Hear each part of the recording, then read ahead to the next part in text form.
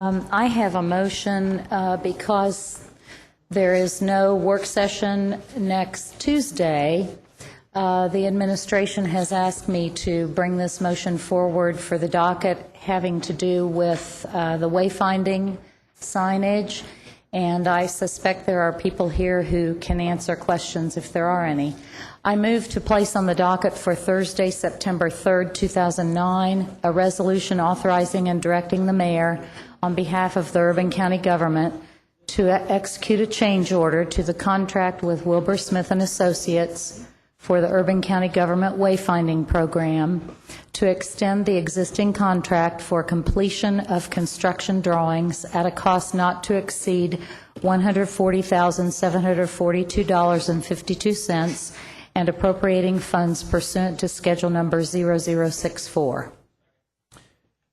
I have a motion and second to add that item to the docket for this Thursday's meeting. Any discussion? All in favor of adding that item, please indicate by saying aye. Aye. Opposed, no. Motion carries. Anything further? We're now then ready to vote on the approval of the docket as amended. All in favor of approving the docket as amended, please indicate by saying aye. Aye. Opposed, no. Motion carries.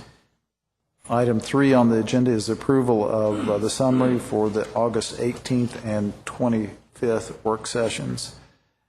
Is there a motion? I heard the motion. Councilmember Henson has moved to approve those summaries, and Councilmember Myers seconded that motion. Any discussion? All in favor, please say aye. Opposed, no. Motion carries. We have a few budget amendments today. Is there a motion? Second. Councilmember Beards moved the approval of the budget amendments. Councilmember Gordon has seconded that. Any discussion? Councilmember Henson. Mayor, thank you, Mayor. I have a walk-on to move funds from my capital funds, sorry, I went blank, to the Department of Environmental Quality, and this would be to produce $388 for signage in the 11th District. So moved. Second. We have a motion to amend the budget amendments by adding an authorization for transferring $388. Is that correct? From Councilmember Henson's account to environmental quality. Any discussion on that amendment? Those in favor, let it be known by saying aye. Aye. Opposed, no. Motion carries. We're now ready to consider the budget amendments as amended. If there's no further discussion, we'll vote. Those in favor, please say aye. Aye. Those opposed, say no. Motion carries. The new business items are found in the packet. Is there a motion to approve them? Move approval. Councilmember Gorton's moved their approval. Councilmember Stinnett has seconded that motion. Any discussion? Councilmember Ellinger. Thank you, Mayor. Could I guess it's probably going to be Shay for J and K, please. Okay, Charlie. I guess it just deals with the change orders for the lyric, and the one I guess I'm really asking about would probably be more K. Is that a normal process that we do, that we just go ahead and give you all authority to up into a certain amount, or have we done that before? Yes, we have. On the new courthouses, the council gave approval, and also on the day treatment center, that approval was given for the mayor to sign change orders within certain limits, like we're proposing for the lyric, without the council's approval, and then we report those quarterly or whenever. So we give up to $15,000, is that what it is, and up to $150,000 aggregate? Oh, yes, sir. And then you'll just report quarterly to us? Yes. Now, I guess this one here, the first one that would have been in J, that was over $16,000. Would that be one that you'd have to come to us then? We'd have to come to you for that one. I think that there may be a request to have a second reading this coming Thursday in order to save time. Okay, that's the only question I had. Thank you. Councilmember Feigl. Thank you, Mayor. I just have a question. I thought that I understood change orders, and so I'm just trying to clarify that. Change orders are when you run into a situation that you didn't anticipate the costs. Is that That's correct? one reason. That's the, in this case, the first item on the change order, the wheelchair relocation, was because of a request by Dr. McCarvey at UK, requested a change in the plans after the plans were developed and bids were taken. The other items, there's a couple items that in order to get the lead points for lead certification that we need, we had to change some sizes of windows and things like that to get natural lighting and other details going with the other items in that first change order. But there's a number of things other than unforeseen conditions that can cause change orders. So were these, The first item there, the wheelchair thing, was owner requested. so were these not anticipated when the bid went out? They were not. Okay, thank you. Councilmember Gordon. Thank you, Mayor. Charlie, on item K on page 34, you've outlined the conditions which must be met for a change order not to come before the council. And I had a question about if the council approves this, when would you anticipate giving your first report? I would say the first report would be during the next 3 months, which is a quarter. It wouldn't necessarily have to go with the calendar quarters. And I could certainly do reports to the council more frequently if you think it would be necessary. Well, I was going to ask if it would put you in a huge bind to do them monthly. No. Because I think it would give council members a better sense of what was happening and what expenditures were going on in terms of change orders, and 3 months is quite a bit longer. Would that put you in any kind of a bind? It would not. I'd be glad to do that. Whether there's any change orders or not during a month, I would send a report. Okay, then if I might, Mayor, make a motion to change this last bullet to say monthly instead of quarterly. So moved. I have a motion by Councilmember Gordon and a second by Councilmember Beard to change the last bullet on page 34 of the packet from quarterly to monthly. Any discussion on that particular item? Seeing none, we'll proceed to vote. Those in favor of that amendment, please indicate by saying aye. Opposed, no. Motion carries. Thank you, Mayor. Councilmember Blues. Thank you, Mayor. Charlie, I'm assuming that we'd like any project that's authorized and budgeted to move along expeditiously. And what is the unique feature here? The unique feature is the schedule for having the Lyric Theater completed. And with any construction project, the normal cycle of council approval includes 2 separate council meetings, a total of up to 4 or 5 weeks to get a change order approved.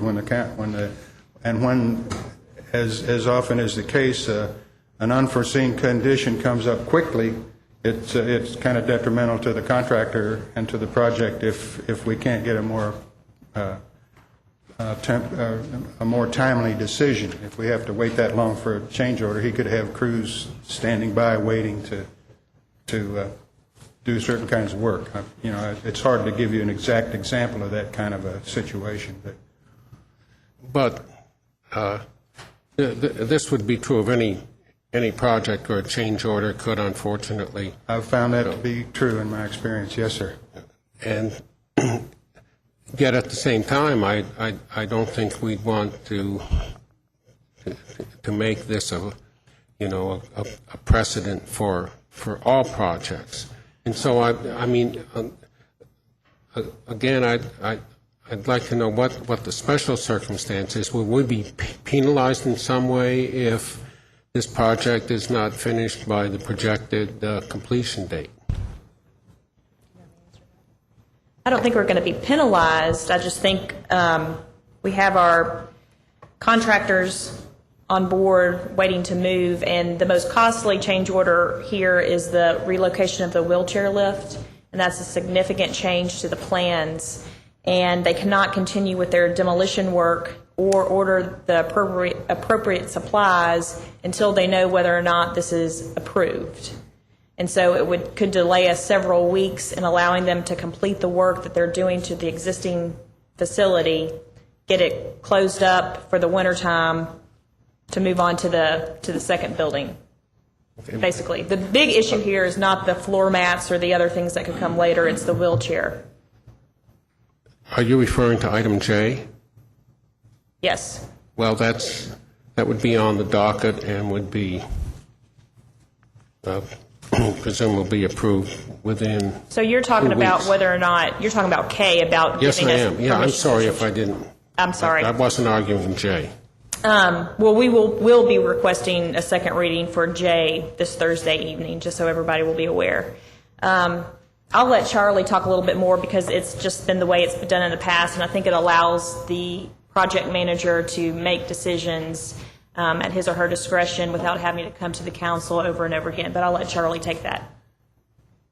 That item, the wheelchair item in J, does relate to the situation with K. And your question as to whether or not that should be on all projects, I don't necessarily advocate that. I think every project needs to stand on its own. It has its own schedule. It has its own team of consultants. And there are several layers of review of any of these changes, the change orders that we're talking about that occur before it gets to this level where we ask them for authorization. There's the consultants, the architect's consultants, the specialists in their fields, the contractor's opinions, and the project manager, which is what I've been hired to provide professional oversight also. So I think this project is one of the ones that I hate to see the long delays in a change order being approved when, in practical terms, it would be well if they could be approved on the spot in some cases. But this particular routine with item K will save us a lot of time in the future. It has a potential of saving it. And I do understand that, and I recognize that we wanted to move this project along at a steady pace. We're going to have a lot of projects, expensive projects coming up as we move into all of the construction that's going to be, for example, related to the consent decree. We're going to want to move those along as well. And what I'm concerned about is whether we might be establishing a kind of precedent, because I'm not clear on what the principle is, what the distinction is between this and those other projects that similarly we'd want to keep moving. So that's my reservation and my hesitation here. Well, I think there is precedent for this kind of action based on the rules we had for the new courthouse's construction and the day treatment center. I can't remember whether Mayor's Job Training Center had that routine also. I worked on that, but I don't remember. But I know those two jobs did, and it was very, very helpful. Well, I can appreciate the motive here. Again, I'm a little concerned about where we're going with this. Thank you, Charlie. Councilmember James. Thank you, Mayor. Thank you, Charlie, for answering our questions about this. In the cases of, and you may know this and may not, cases of the day treatment and new courthouse, both of those had a budget that they were working with. And so nothing that was done through this alternative process would have allowed to exceed any budget. If any budget change was required, that stopped this process. Okay. We had to then go through the process of changing the budget. Okay, that's helpful to know. And I think that's another of the reasons for allowing this kind of thing is the fact that the budget has been established. Okay, And I think the professionals should be required to follow their rules. And okay. And there was a contingency budgeted for Correct. the Lyric, is that correct? Yes. Okay, and we are not exceeding the contingency based on what's come forward today? The $150,000 limit on the aggregate change orders does not exceed that budget Okay. for contingency. Okay, and the changes made related to the windows headed towards the LEED, do you know if that's the LEED certification, do you know if that bumps us up any levels with LEED? It allows us to get the points that we predicted we would get. Okay. When they designed it, I think they thought that the window, it's a matter of natural lighting Okay. for workers. There's very few of that kind of window in the building, but they undersized the area of natural lighting a little bit, had to change those, take out one window and add two. Okay, and the wheelchair lift, that allows, explain where it was previously positioned and where it needs to be, and the reason for that change. It was designed on stage right because of the actors or the participants in any kind of an event coming from the left side of the building, which is the new addition to the building. They would be staging themselves over there and come to the stage at stage right and use the wheelchair lift if necessary, or the stairs. Dr. McCorvey at the University of Kentucky, the musician, the opera singer, made a recommendation to I guess to Shea and to the architects that it be put on stage right. I don't know if I can explain his Stage left. reasons. Stage left, stage left. I can add a little bit more to this, too. And for those people that aren't in the theater, if you're looking at the stage, it was originally designed for it to be on the audience's left-hand side. We're recommending, or we're asking for it to be moved to the right-hand side of the stage from the perspective of the audience. According to Dr. McCorvey, this will allow for more wing space from where the actors will actually be entering, which will accommodate more theatrical performances and larger troupes, or whatever the appropriate word might be. The space on the right-hand side is not as important for wing space, and in his expert opinion, and curtains can be used appropriately for people to run back and forth, but essentially a large group and movements of scenery or whatever it might be. The wheelchair space that was originally designed was taking up a large amount of that area, and now it's going to be open. Okay. Pretty All right. much. And we were really kind of asking ourselves, how often would it be? I mean, we obviously want to provide a wheelchair lift for someone to get up there, but most of the time it's probably going to be used in the event of someone coming from the audience, perhaps to be awarded something or to speak, and being on the right-hand side of the building, we felt was appropriate. Okay. Well, I'm thankful for Dr. McCorvey's level of expertise, and that was why he was part of the work group. And we're thankful that he's staying involved and making sure that as things move along, that it's going, that whatever will be best for the theater. So thanks, Charlie. Thanks, Shay. Thank you, Mayor. Councilmember Martin. Thank you, Mayor. I think it's good for the city to have some reasonable, modest limits for some change order authority to have some flexibility for a project. It really is troubling, or not troubling, but I guess it's unfortunate to have to stop a project in mid-swing, to have to come back and go through the process of going through the council again. That said, there are things that really should come through the council, and so just as we're looking at trying to not to have to approve accepting free truckloads of dirt on the council. So there should be some amount of reasonable business flexibility to allow them to sort of get the deal done. This is $150,000. I understand it's 2.7% of the overall bid project. That's well within the contingency amount that was allowed for this type of change order.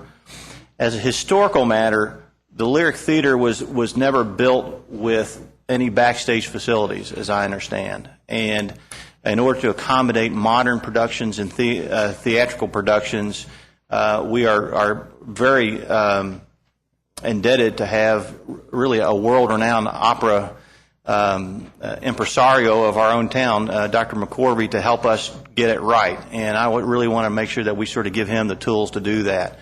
I'm pleased that he has identified this rather small construction issue, which will allow them to have better productions there.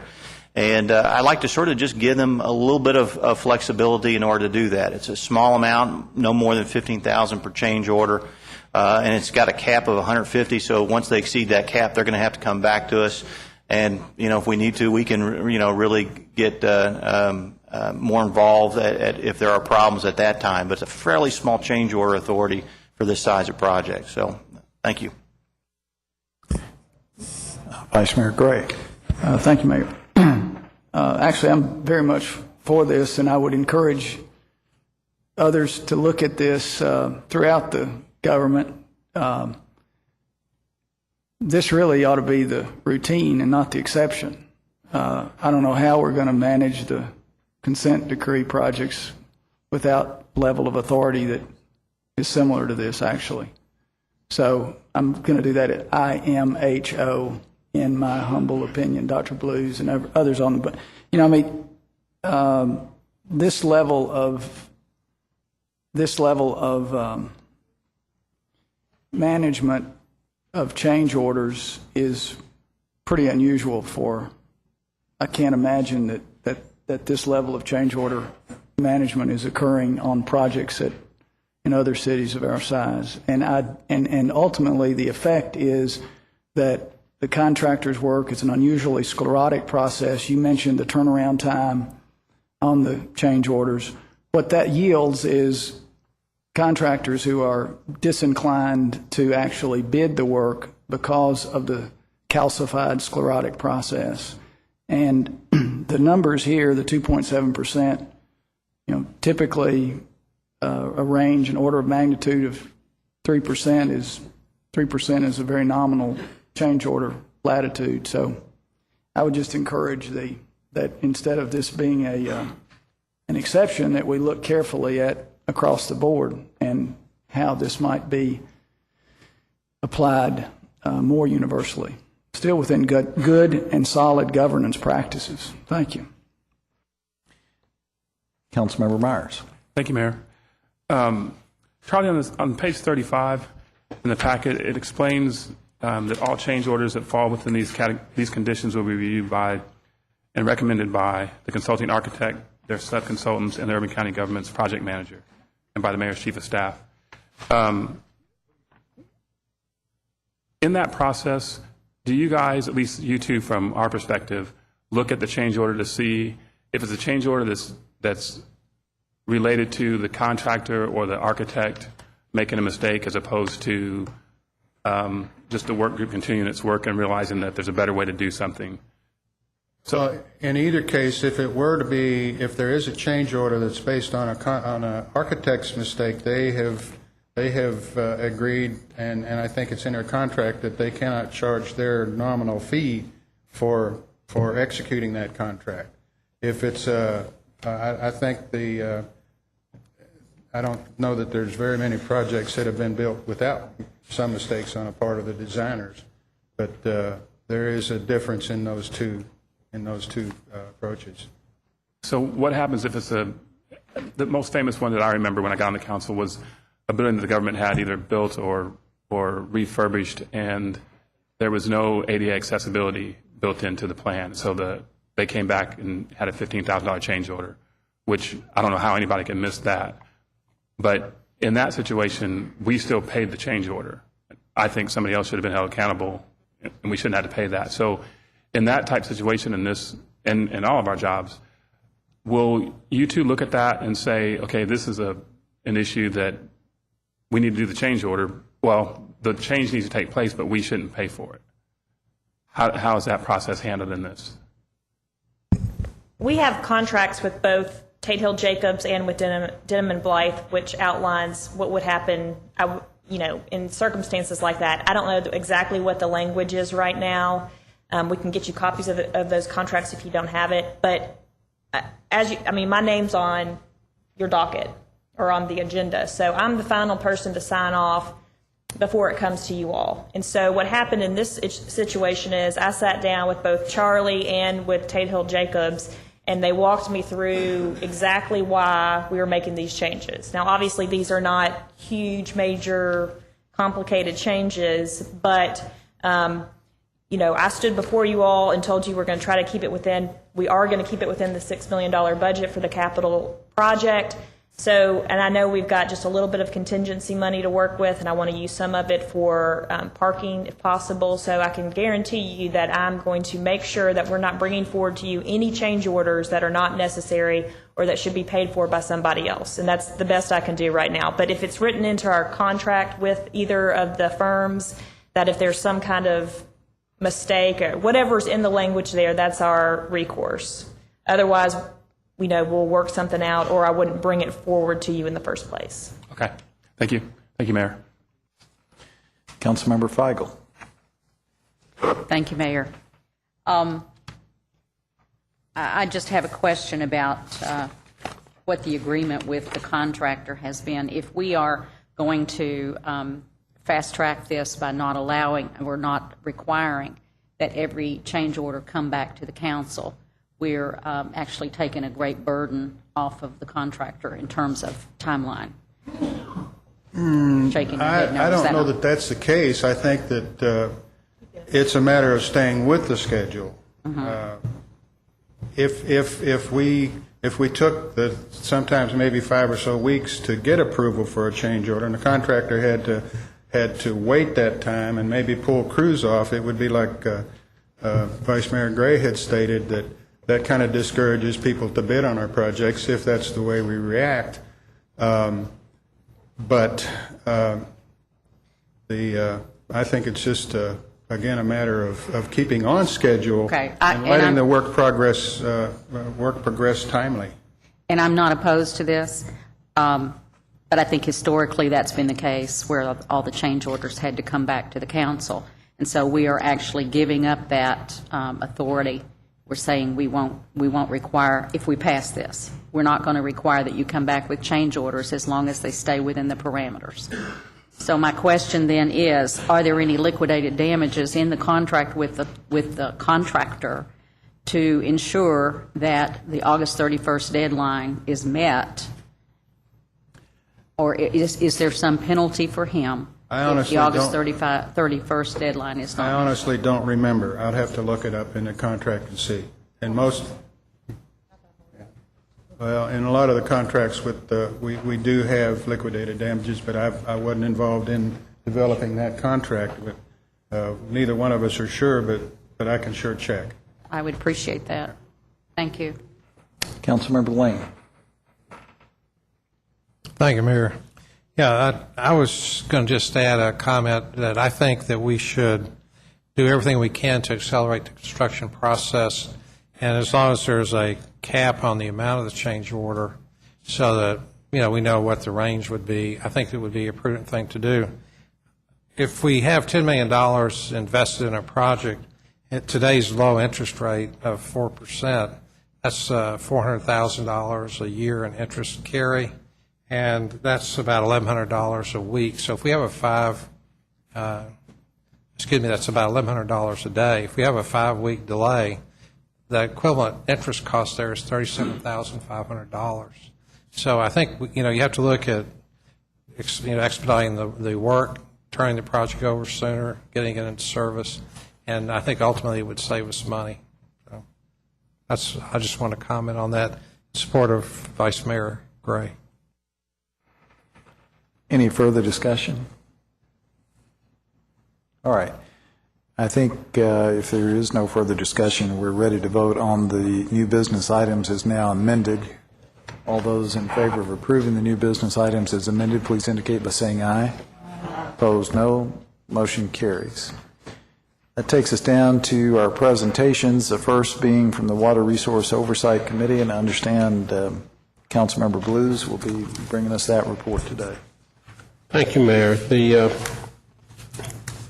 Water Resources Oversight Committee met at 11:30 a.m. on August 25th, and I think that all council members have been provided copies of the minutes and also various handouts from that meeting.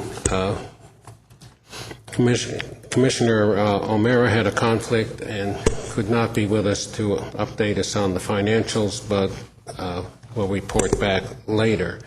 On construction projects, Director Martin discussed briefly the Hamburg Break situation and noted that this will be an ongoing concern, the condition of that line, until the completion of the Wolf Run pump station. He reported on consent decree deadlines. We are meeting all of the milestones set by the EPA, and the Vice Mayor will be relieved to know that there's no calcification or sclerosis in that process. Even though we're still waiting Judge Forrester's opinion on the decree, we are going forward and meeting the deadlines therein set. Darrell Bennett reported on stormwater issues, on the progress of active stormwater projects in Green Acres, Sugar Mill Project, the Rookwood Project, the Glendover West Project. And in the director's report, Charlie Martin updated us on preparations for the implementation of the water quality fee. I would note that the incentives working group will hold a first meeting on September 11th. I do not remember right now the time of that meeting, and perhaps Councilmember Gorton, you could clarify that for me. Councilmember Gorton? Yes, sir. The September 11th incentives working group will meet on the 11th, but I can't remember what time. It's at 9:30. At 9:30 at the water quality conference room. That is an open meeting, and so anybody who would be interested in attending those proceedings is most welcome. Finally, Ken Cook of the Friends of Cane Run made a presentation on LFUCG stormwater housekeeping and compliance with construction pollution control requirements, and we discussed some of the potential for gaps in oversight of those projects, and agreed that I would meet with Commissioner Taylor and Charlie Martin and others and bring forward a preliminary plan to the rest of the committee at our next meeting. Thank you, Mayor. That's my report. I'd be glad to answer any questions. Any questions for Councilmember Blues? Councilmember Stinnett. Mayor, I just had one comment. I know since Councilmember Blues has taken over as chair, and even probably a year before that, we have not had a financial statement for the sanitary sewer bond projects and the sanitary sewer fund or the stormwater. Obviously, we won't have that one right now, but when can we expect the financials for this committee? It's been over a year that we've had one, and it's, I don't know if Councilmember Blues has an update on it, but I think that Acting Commissioner O'Mara will provide us with a written report before our next meeting, and that will be our discussion subject then, and I'll distribute that to everybody once I get it. okay, very good. Thank you. Thank you. Anything further? Councilmember Gordon. I don't have a question for Councilmember Blues, but I have a comment, and I hope that all council members read it in the Water Resources minutes. I think that the minutes highlight a significant problem that urban county government has. If you read your minutes, you saw that the Glendover West project, which is in the Arboretum, there have been ongoing problems with the boardwalk, and the contractor has refused to fix them, so urban county government is going to fix them. And I think it's a real problem when we don't have a way to make a contractor do the project right. And after the fact, urban county government has no leverage. And so we are now going back to fix a problem which should have been done correctly by the contractor. So this was a wonderful project, and it has helped in terms of stormwater, but the actual boardwalk has some problems. And I appreciate that LFUCG is going to go back and fix them, but I'm hoping that we can look at ways to make our contractors do the work correctly in the first place. Thank you. Any further discussion? All right. We'll move along. Councilmember Stinnett. Thank you, Mayor. We had our monthly Budget and Finance Committee meeting last Tuesday. And as always, our agenda was full, and so I'll read through this pretty quickly, council members. First item on our agenda was our revenue updates for the month of June 2009 year ending, and then our first month of fiscal year 2010 in July here. Again, we only measure the 4 major categories because they comprise 83% of our revenue stream. For the month of June, our revenues are $217 million, which was 0.58% ahead of June of last year, 2008. Lexington unemployment rate continues to be around 9%. The permits for building were up in July, but once again, they were down in this past June. July's numbers, again, the 4 major categories, 12.7 million, 12.7 million July of 2009 compared to 11 million in July of 2008. This was a 16.2% increase. However, it is important to note that we did receive a payment of revenue in July that normally comes later on. So if you take that payment out, we would really be looking at a 0.9% ahead of last year at this time in the month of July. Now, having said that, though, if we're comparing to July of 2008 and June of 2008 numbers, we know our revenue was down about $6 million from what we budgeted last year. In order to meet this budget, the 2010 budget, we'll need to average in the employee withholding a 5% increase from last year. And in net profits for businesses, we'll need to average a 3% increase from last year. So we do have our work cut out ahead of us in order to avoid budget reductions. Anybody have any questions on the current revenue forecast? Okay, our second item on the agenda was the landfill user fee. The highlights of the discussion on the landfill user fee: one, we have a fund balance of $25.54 million in the landfill user fee. Again, this is known as the $4.50 Herbie fee that we pay on our water bill. And then we also have a landfill reserve account that is $17.54 million, and we will be expecting a report back in another couple months from Commissioner Taylor and more in-depth analysis of the landfill user fee and what we can do going forward in regards to the $4.50 that we're charging currently. The third item on the agenda was the discussion or continued discussion that we've had during work sessions about the Urban Services Fund that comprises of the Streetlight Fund, the Solid Waste Fund, and the Street Cleaning Fund. It is important to note that the current fund balance in the solid waste portion of this fund is $24 million. The streetlight portion is $2.89 million, and the street cleaning portion is $2.1 million, and they all together make up the current Urban Services Fund balance. Commissioner Taylor also discussed a 10-year plan of spending as it relates to the Solid Waste Fund, and this is with the recommendation from the administration of a 20% reduction in the property tax over the next 2 years for that fund. That copy of that report is also in the packet as well.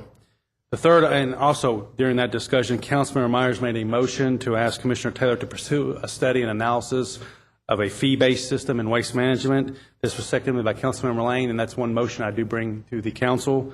Again, the motion was made to analyze and study going from a property tax system to a fee-based system for solid waste management. So moved. Any discussion? Yes. Councilmember James. I'm sorry.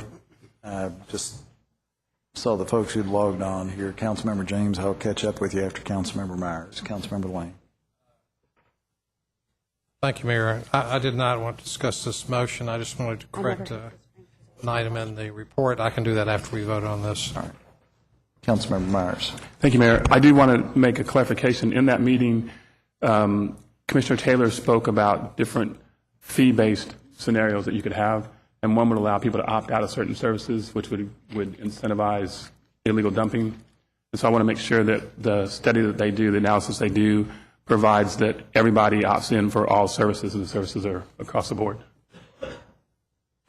Councilmember James. Thank you, Mayor. I was not present at last week's Budget and Finance Committee meeting and was off learning. Councilmember Feigl and I were off learning about some economic development initiatives at the Kentucky Institute for Economic Development. And as I listen to this motion about fee-based, and I guess I don't mind a study coming forward as long as we get all the data that the study shows and that the data is not filtered before it gets to us. One of the things to keep in mind that I see referenced here in the minutes is that the current or the report that was presented to us by Commissioner Taylor had savings calculated based on a median home price of $250,000, and we learned some staggering information at Kentucky Development Institute for Economic Development last week, which is giving us some ideas of where the housing market is going and property values based on what we see going on right now in the housing market industry. So any study that we do, we need to really be sure that we're basing that on real data and not some kind of current price or values, not what was the last census data, which we know that census can be challenged and is often inaccurate. So I will support the study, but I want to make sure that the data that we get, that we scrutinize it for looking at how they came up with that information to make sure that the assumptions are correct. If we assume wrong, we could be in a city full of garbage with no place for it to go, and we'll never make it to our zero base, our zero trash. We've got to do things that are right. I will support the study, but I won't support it with the mission of eliminating our current system, and I won't support it with the mission of not doing the things that we've saved up for years to do, which is the new recycling center. So I'll support this, but keep all that in mind, please. Thank you. Thank you. Any further discussion on the motion from the Budget and Finance Committee? Mayor, I will make one correction. I think the study that Commissioner Taylor presented was based on a home value of $150,000, not $250,000. And the notes need to be corrected because the minutes reflect that. All right. All right. Let's do that in two separate steps. The motion at present is to pursue the study that Councilmember Stinnett outlined a few moments ago on fee-based services and waste management. All in favor of pursuing that study, please indicate by saying aye. Opposed, no. Motion carries. Councilmember Stinnett, you want to make that correct? Yeah, actually, I was going to wait and let Councilmember Lane was going to make one as well. All right. Councilmember Lane. Okay, on page 39, the top sentence, that should be $25.545 million. All right. Thank you. Thank you. So we have a motion to amend those minutes to reflect that's $25.545 million at second line, page 39 in the packet. Councilmember Stinnett. Thank you, Mayor. And again, the typo on page 39 is a medium home price of $150,000. All right. So the motion as made by Councilmember Lane, and we'll take a second there by Councilmember Stinnett, is to amend the second line of page 39 of the packet to reflect $25.545 million, and to amend item 3, paragraph 3, second line, from $250,000 to $150,000. All in favor of amending those minutes as indicated, please let it be known by saying aye. Opposed, no. Motion carries. Thank you, Mayor. And then our fourth item on the agenda was our current bond update. current outstanding bonds are $229 million with a debt service in FY 2010 of $19.9 million. Also, in fiscal year 2010, we'll be doing a $50 million general obligation bond, a $35 million pension bond, and then an $8 million bond for the Eastern State Hospital project. Looking forward, Bill O'Meara, Commissioner O'Meara submitted a plan going forward, a debt forecast. This includes the pension obligations as well as an additional $15 million a year in capital requests. Again, this is just a projection, so looking ahead, fiscal year 2016, if we continue with that plan that was presented, we'll have a $382 million in outstanding debt. That's compared to $229 today. A $52 million general fund debt payment as compared to $19.9 today. That would be 15.12% of our general fund revenues as a percentage. Now, if we exclude the pension obligations, if we find another way to fund the pension issue, we're looking at 10.25% of general fund obligation as a percentage. So that gave us a bond update. And then the last item on the agenda, which we'll discuss again at the next Budget and Finance meeting here in September, is the business occupational license fee discussion. We had a brief summary due to time in regards to what the current ordinance says, and we'll be discussing with some entities in the community that would like to voice some public opinion for or against the ordinance at our September meeting. Thank you, Mayor. Thank you. Councilmember Gordon? My question actually is on the previous item. If you want to, do you want to go there now? I just wanted to go back to the street sweeping study. The council voted to ask that LFUCG do a street sweeping study. It was a recommendation from the Stormwater Fee Task Force.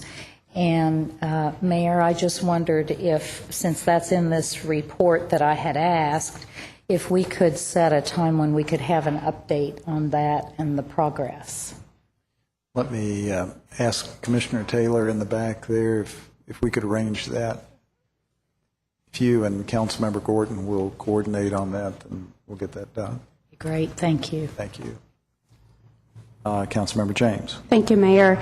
On number 4, it shows that Councilmember Gordon had asked about capital workshops, and I didn't get to view the tape yet. Councilmember Gordon, did you get a response, or what was the response you got when you asked about the capital workshops on number 4 related to the bonds? Actually, I'm not sure that I got a response, so I have put the 6-year capital plan in front of everybody's place today, since we're going to be discussing our ad valorem tax. Thank you. Councilmember Lane. All right, I'd like Mr. O'Meara to step up for a second, please.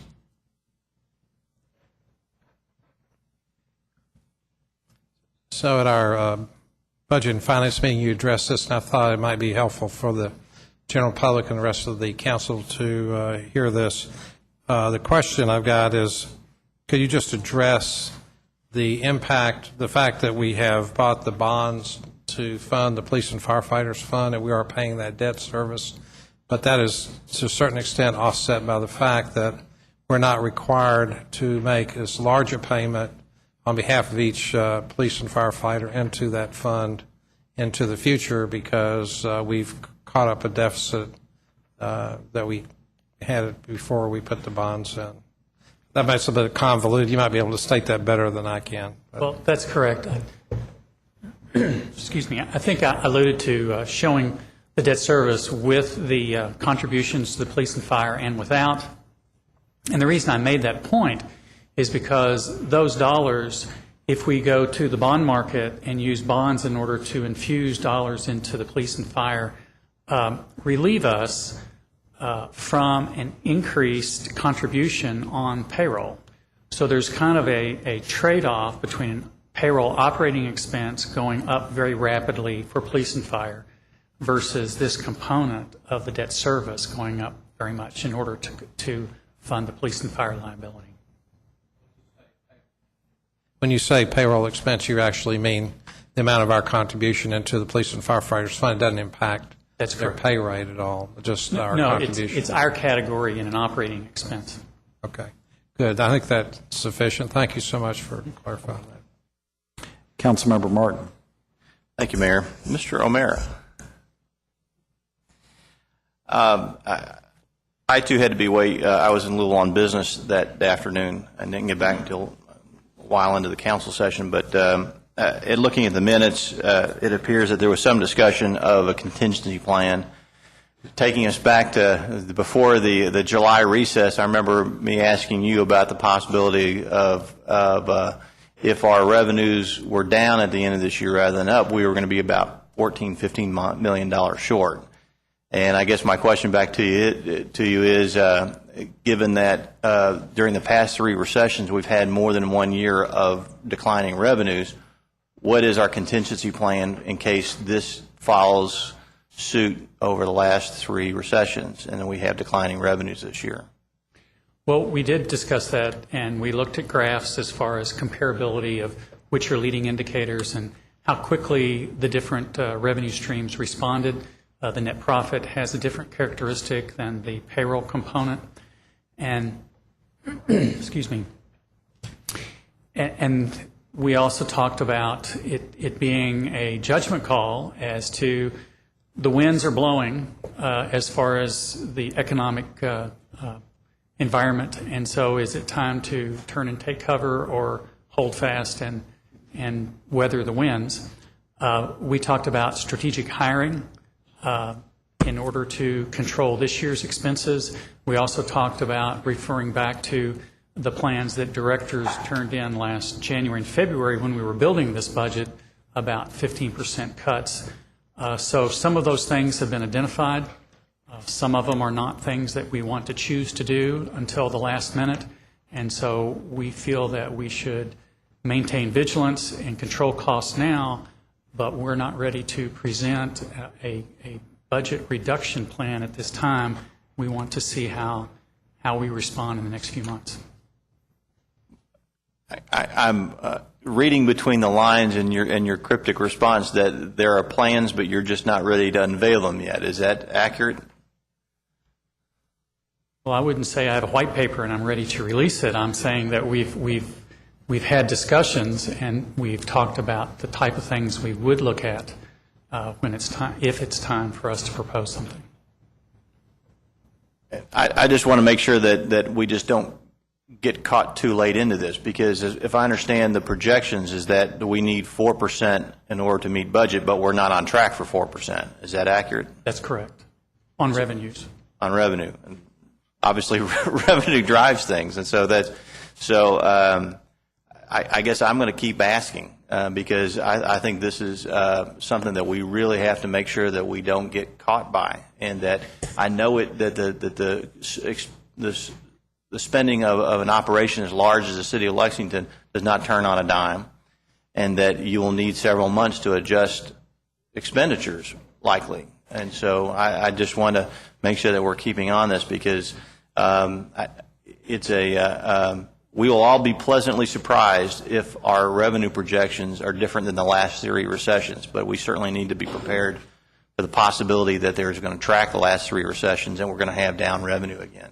So in that case, we're going to need 14 or 15. Let me respond to that particular issue. We have had discussions. We have no plan at this point, and I think it is imprudent, having just approved the budget about a month ago, to start adjusting.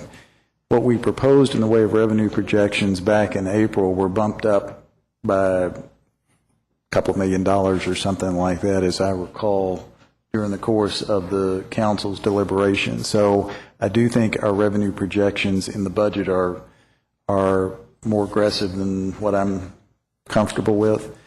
But after another month's worth of experience, we'll start firming up our plans, and I would anticipate, after taking a look at what actually happens in September, if we don't see an uptick in our revenue, we'll come to you with a specific proposal about how to rein in expenses, so we don't find ourselves in March coming to you with a draconian kind of solution. And all I'm talking about, and I think you answered that very adequately, is just a contingency plan, that here are the types of things we could do if we're running short or we're not meeting projected revenues within a certain period of time. That's what I'm hearing, so thank you. Thank you, Mayor. Councilmember Wallace. This goes back to the debt service and our bonding capacity, and actually the taxes we're going to be talking about tonight. So my understanding is we haven't gotten an update on what our bond capacity is and the impact that reducing the waste management tax by $2 or $3 a household will do to our Moody bond fund rating. Are we going to have, I didn't understand, the question was asked of Councilmember Gordon about did she ever get an answer about getting a report on that, a workshop on that? No, those are two entirely different things. Okay. The Budget and Finance Committee got an update last week from Commissioner O'Meara about the status of our bond obligations. The question that went to Councilmember Gordon was whether or not workshops had been scheduled. I don't think they have been scheduled yet, but I know Commissioner O'Meara is very interested in having them, so everybody's apprised of what the long-term outlook is. Okay, thank you. Anything further? Councilmember Mayor, Scott. I'll just add to that, he did present a schedule that includes the reduction in property tax at the Budget and Finance Committee. I'd be happy to give everyone a copy of it. But it just shows that only $15 million a year of capital projects. And that's important. I mean, $15 million is not a lot at all. So that's for the next 6 years. Oh. Yes, I would love to see that. Thank you. Be glad to make copies. Thank you. All right. Anything further for Councilmember Stennett? Then we'll move ahead, and I'll turn the microphone over to Vice Mayor Gray, who will provide a little background on our next presentation.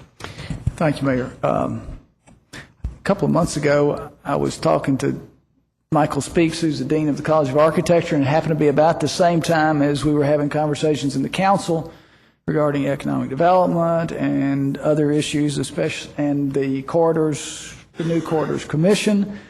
And Michael mentioned that the University of Kentucky's College of Architecture has been doing some projects for other cities, I think namely Henderson, Louisville, maybe Owensboro, Michael, is that right? You can come on, march on up while I'm giving you this introduction. And it struck me that it might be useful for the council to have Michael share with us some of the work that the college has been doing for some of our cities right here in the state. And by way of introduction as well, I know many of you already know this, but the College of Architecture has a long history of having worked with Lexington, the downtown with the Downtown Development Authority, and several years ago, on Main Street, there was what was then described or characterized as the Downtown Development Studio. Was that what? Downtown Design Studio. So a lot of work has been done, and Michael's going to share with us what they're doing now on these other projects. Just in a sense, just by way, just an FYI, not a sales pitch in this at all, but what's being done at the university is often sort of under the radar for us, and this gives us an illustration of what's above the radar. Thanks. Okay, thanks. Thank you, Vice Mayor, Mayor, and Council. It's nice to be here. I'm a huge fan of this television.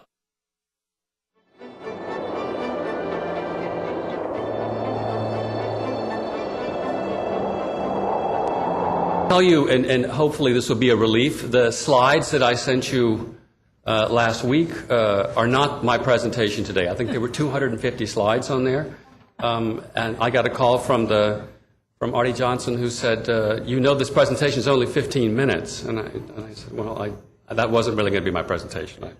So I apologize if I alarmed anybody about the number of slides. There won't be 250 slides. There'll only be a few. And I guess they're here and here. I want to start by just saying that I'm not going to really talk about any projects we're doing in Lexington, because we're actually not doing any projects in Lexington.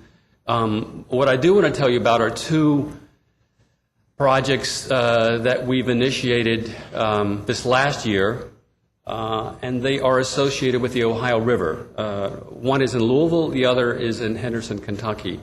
I also just would say that this is the beginning of my second year at the College of Design. We're actually not a College of Architecture, we're a College of Design, which means that we have School of Architecture, School of Interior Design, and a historic preservation program. So we're actually more than architecture. But the slide you see right there, see up there now, is an advertisement basically for two events, and these events are kind of bookends in a project that we're calling River Cities Project. The one on the left is an invitation for a reopening of an urban design studio that we do in Louisville. We've been doing that for 10 years. It's a partnership between the City of Louisville, among the City of Louisville, University of Kentucky College of Design, and and the City of Louisville. That happened. We reopened and relaunched that studio last week on the 28th, and on the 3rd of September, which is Thursday, we're going to launch our River Cities project in Henderson, Kentucky, where we've been actually doing a lot of work in the last couple of years. What you see on the left is a model. I'll show you a little bit more of that in a minute. What you see on the right is an image of a coal fire plant, Hempel 1 in Henderson, Kentucky, that was closed down about 6 months ago. The city would like to take it down. We would like to find an adaptive reuse for that building. It's a pretty exciting building. It was built in 1950. It's a really remarkable building. And we did a photography show here in Lexington about 6 months ago, and that was one of the images. So I'm just going to run through these slides. And I'll give you this new presentation. You'll have it around if you want to take a look at it later. Just a couple of quick things about cities. The approach we're taking to this River Cities project, which is enabled because we have funding from a group in Henderson called the Henderson Project, who've raised about $150,000 for us. We're funded in Henderson by that group. We're funded by the City of Louisville or by the Urban Design Studio in Louisville through Brown-Forman. So we have a chair in urban design there, and we have a chair that's associated with the Henderson project that's being funded now by a group there. But I wanted to say just briefly that our approach to the River Cities project is a little different than the approach that we've seen the last 6 months in a lot of surveys of livable cities. This is Monocle. It's a journal of public policy design. It's a kind of a global magazine. They listed, along with the Economist and Financial Times of London, and a number of people are interested in these surveys, the top 25 most livable cities in the world. About 2 months ago, they listed this. This is the Economist study. What's interesting about these studies is many of them are premised on the work of Richard Florida, whom many of us know and respect. One of the problems with Florida's work, and one of the reasons that what we're doing in the River Cities project is different than this, is that Florida is interested in attracting an existing class of workers to a city. And what we're interested in much more is finding ways in which design adds economic value to a city. So how, for example, could adaptively reusing existing buildings like the coal fire plant in Henderson, how could we use that in order to attract jobs, in order to attract new industry, in order to create new business parks? So it's a slightly different approach. It's a way in which design doesn't create objects that are crowns and ornaments, but in fact where design literally creates economic value. Going back even to the old idea of the Bilbao effect that Frank Gehry's building generated some years ago. I'm going to go. It's this kind of approach much more that we're interested in. This is a policy link study looking at small industrial cities throughout the Northeast and Midwest. And what they're really interested in doing is discovering how design can create new value economically, and not not simply create little ornaments. This is our Henderson project is, as I said, the first in this River Cities project. We're going to be looking at Henderson, Paducah, Owensboro this year. It's a 10-year project. We'll start with Henderson. We'll move along the river. Each year in the fall, we'll do a strategic design, a set of strategic design proposals, and in the spring, we'll actually make building design proposals for the cities. We'll start in Henderson this year. We'll move to Owensboro, and we'll move up the river. So there were two invitations. One was to the Henderson project, which starts Thursday. The other is for the relaunch of this Louisville project. It's hard to see that there. We have a new facade that we put on the building last week. We have a kind of a new partnership now with U of L, and I'm going to show you in just a second a project that we did out of this studio last year, which is the Brown-Forman Chair Studio in Urban Design. This is an opening we did last week. We had about 100 people there, a lot of interested architects, a lot of interested people in the city coming to see what we're going to do out of this new facility. I'm bouncing back and forth here. Here's the power plant in Henderson. It's a beautiful facility. It's right on the riverfront. It's an incredible resource. They're gorgeous parks on either side of it. And right now the plans are, well, they've just closed it. The plans are to close the facility down. Here's a great photograph of me and the Henderson Gleaner speaking about this 2 weeks ago. I'll show this slide because there are amazing things that you can do with old industrial facilities. I did about a 2-week tour in Western Germany this summer. This is an old coal producing and also smelting, iron smelting plant outside of Essen, Germany, which they've adaptively reused, and they've created incredible a business park there, some cultural facilities. You can see they've even inserted a swimming pool here in one of the an ice skating rink. They've really done amazing things with these older buildings. One of the great precedents to look at right now is the High Line in New York City. I don't know how many of you know about that, but it's an elevated rail line on the west side of New York City that's been closed and decrepit for about 25 years. About 7 or 8 years ago, a local group decided they wanted to use the High Line or adaptively reuse the High Line. They've done so. They've created now a park that's elevated above the city. And the interesting thing is, along the High Line, all the way up from about 14th Street up to, the 30s, new development is occurring. New buildings are being built all along the new park system. So it's a way to turn resources that you have into new kind of stimulants for economic development. In this same facility, the restaurants, bookstores. I'm going to run through these quickly. These are just images of our of the show that we did on the power plant here in Lexington. We had about 300 or 400 people. Very, very quickly run you through a project we did this last year in Louisville. We did this out of the Urban Design Studio. We have a chair in urban design that's underwritten by the Brown-Forman company in Louisville. In the fall, we hired a firm from Oslo from Oslo, who did a strategic design set of proposals for us with our students. And in the spring, they actually developed this into some building proposals. So I'm going to show you very quickly. It's a study. We looked at the shipping port area of Louisville, which you may know about. It's on the west end of Louisville. This is an existing picture. This was our proposal.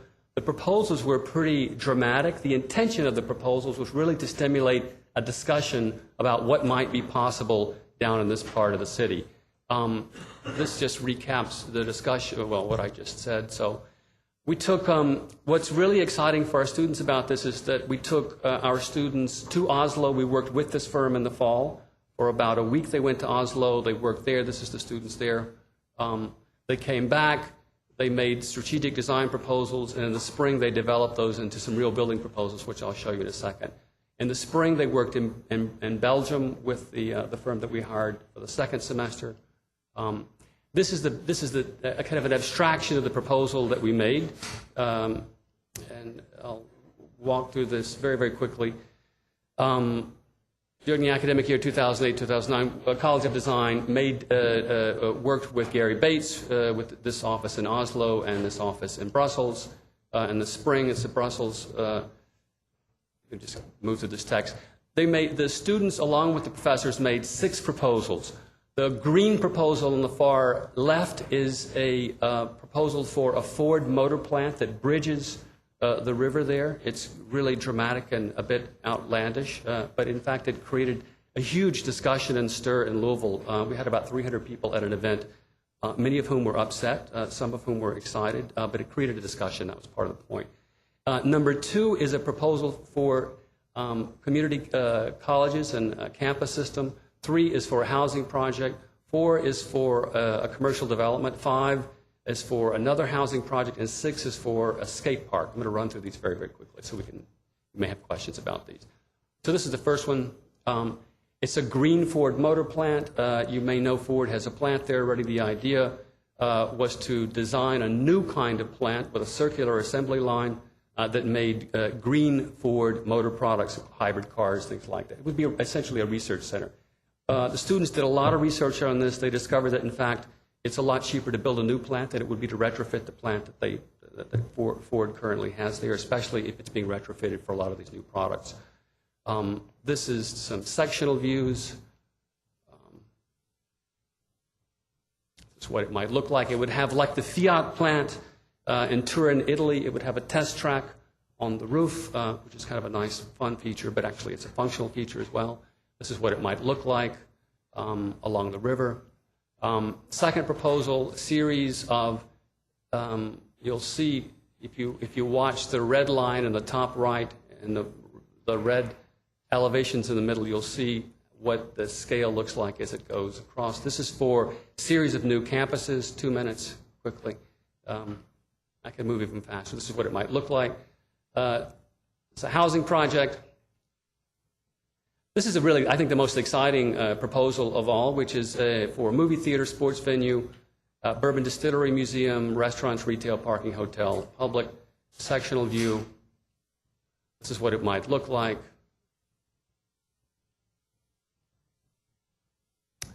Fifth project, live work, skate park. This is the model that the students made. I have to say, it's one of the most incredible models I've seen before. It's a 25-foot model of the whole project. Some of it shot at night. This is the discussion we had in Louisville. As I said, we had about 300 people there. Exciting, lots of fun. The point of showing you this is to say that we're really interested in working with cities to do real projects. The River Cities project is a real project. We have funding for that from the city, well, not from the city of Henderson, actually from a lot of local constituents. We have very good funding with our Brown-Forman to continue to work in Louisville. And with that, I'll end and say thank you again for letting me be on my favorite TV show. Thanks, Dean. Any questions for Dean Speaks? Councilmember Martin. Just 2 things. One is I was at the state when they first unveiled the waterfront development plan, so it's neat to see new designs for the waterfront. Just very exciting. And I just really wanted to comment on the incredible partnership between UK and the city of Lexington. And I understand that UK has donated the services of Mr. Mahoney to the Downtown Development Authority. And that is just, I can't tell you what goosebumps that gives me, just because the availability of that amount of expertise and the contribution of UK to that's just very much appreciated. I think the College of Architecture, now the College of Design, has worked with the city for a number of years, and we're pleased that David Mahoney is going to be working, I think, with the DDA going forward. Yeah, that's all right. Thank you, Mayor. Councilmember Myers. Thank you, Mayor. Thank you, Dr. Speaks. My question is, you mentioned in the beginning that you aren't doing any projects in Lexington. Can you speak a little bit to why that is? No, actually, I can't. These projects that we're working on, well, we're not doing them because we actually haven't been solicited and we haven't really kind of looked do projects. The River Cities project is a long-term study that we're interested in developing, partly because we had resources to do the project. So, for example, the Brown-Forman Chair in Urban Design allows me to bring in high-end experts from Europe, from Asia, to work on these with our students. So we have resources to do that project. The reason we do it in Louisville is the stipulation for the chair in urban design is that it has to be a Louisville-based project. Sure. We're doing the Henderson project because we actually have a very active group of local business people and developers and others in Henderson who've raised a lot of money so that we can take our students back and forth and actually develop these projects. So these are, in a way, it's opportunistic, but also it's a way for us to look at the whole river as an economy, as a kind of an economic, ecological system, and imagine what we can do at a College of Design to add value to those cities. We would welcome the same opportunities here in the city of Lexington as Councilperson Martin mentioned. David Money is going to be working as he has before with the DDA, but we'd love to do more student-based projects, and so I welcome the opportunity to do those. And okay. You sort of answered my second question a little bit, and that was, what was the point of engagement with these other cities? Obviously, the chair with Brown-Forman in Louisville set that one up. Right. This investment sort of group in Henderson set that one up. So what other points of entry do you have that then gets you engaged in these other cities? Well, I'll tell you, in the case of Henderson, there was a group of 3 the graduates of the College of Architecture who are from Henderson and had created basically a fund for a scholarship fund. And they were looking for ways to make that more meaningful. And we actually turned that into a funding source for this larger sort of study in Henderson. The interesting thing is that once we started to do that, other cities have come along and said, so we get calls now from Owensboro, and we haven't really even made the proposals yet in Henderson, but Owensboro now says, well, you're doing that in Henderson, can't you come down to Owensboro and do that? And I said, of course. It's part of our proposal. So some of it is basically, and we get calls, now from cities all up and down the river, because now if you look at the river, if you're on the river, you know that we're going to do a project there. So the point of contact, just looking forward, is that people look and see that we're working on the river, and they would like us to be engaged in their community. And I mean, let me just say one other quick thing. Okay. The design methodology that we're developing is based on scenario planning. And scenario planning is a very bottom-up strategy where we essentially develop at least 4 scenarios in which that would guide the way an area would develop. Those are our deliverables to our clients, the cities at the end of the day. But the knowledge really that we use is the knowledge that comes from the city and the constituents. We don't go in as top-down planners with a set of expertise. We go in with a methodology and an approach and the imagination of our students.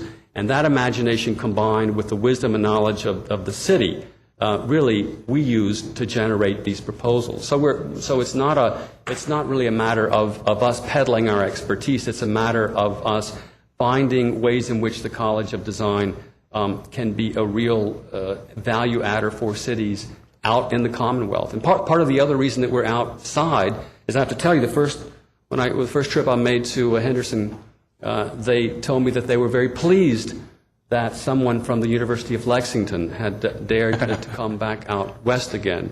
And so, as you know, University of Kentucky is flagship university of the entire Commonwealth, and we have an obligation to serve the entire state. So we're very pleased and happy to be going out to Western Kentucky and to Eastern Kentucky. I mean, there are a number of other projects I could tell you about that we're working on right now, but maybe I'll hold that for another day. Okay. In closing, I'll say that we have another project we want you to look at, and we have a river too, but it's under Vine Street. Okay. And so maybe next year we can do concrete rivers. We'd be happy to come back. Thank you. Councilmember Beard. Thank you, Mayor. Dr. Speaks, you answered part of my question already previously. with the bottom-up approach. Is there, how is that managed, though, internally to guide students properly toward what maybe you all know as faculty is doable and reasonable, as opposed to turning students loose, I'm going to say willy-nilly, but letting them show their artistic efforts? How does that work internally? How do you all manage to that, I guess? It's a very good question. It's a company secret.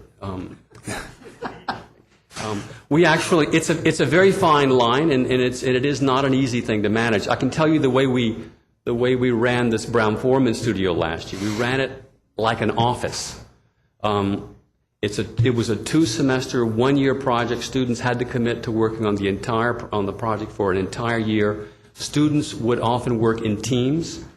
We would try to figure out what kind of areas of expertise they had developed already, and we would try to help them develop those. But some students are better at research, some students are better at design, some students. So we actually ran the project last year almost as you would run an office. These are graduate students, mind you. So these are not undergraduates who are learning the basics of design and design practice. But it's an approach that I've been developing for. Before I was here, as I said, I've been here 2 years. I ran a program like this in Los Angeles for 10 years, using scenario planning as the kind of methodology. So we have some experience doing this. We've worked with a lot of cities in South America, Europe. I've done a lot of consulting, and especially in Holland. I've spent probably the last 20 years working a lot in the Netherlands. It's one of the reasons we have a lot of Dutch lecturers coming in. It's the reason we have a lot of Dutch planners, but they are also very good planners. So this approach it's a methodology. It's not a top-down prescription, but it's a way for us to use the imagination of the students in I think a very efficient way, so that allows them to be creative, but that also trains them and lets them understand what it's like to be a professional and work with a client. These are real-world situations. In some ways, without the constraints of real clients, you cannot innovate. You can't innovate in thin air. You need constraints. And for us, that's what's exciting about having real clients. Thank you. Thank you, Mayor. Councilmember Feigl. Thank you, Mayor.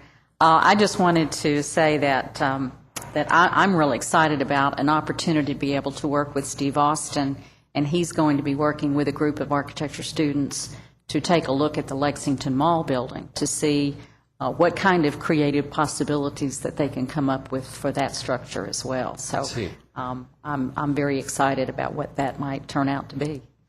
There's a lot of exciting work that's been done in the area. The last 3 years there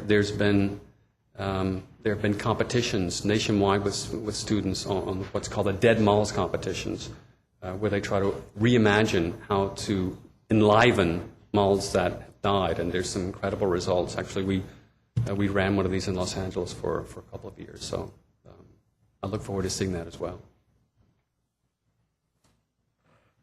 Councilmember Martin. Thank you, Mayor. Sorry to come up twice. Given that Turfland Mall is in my district, I would be very interested to get everything you got on the Dead Malls competition. I was asked that just earlier today.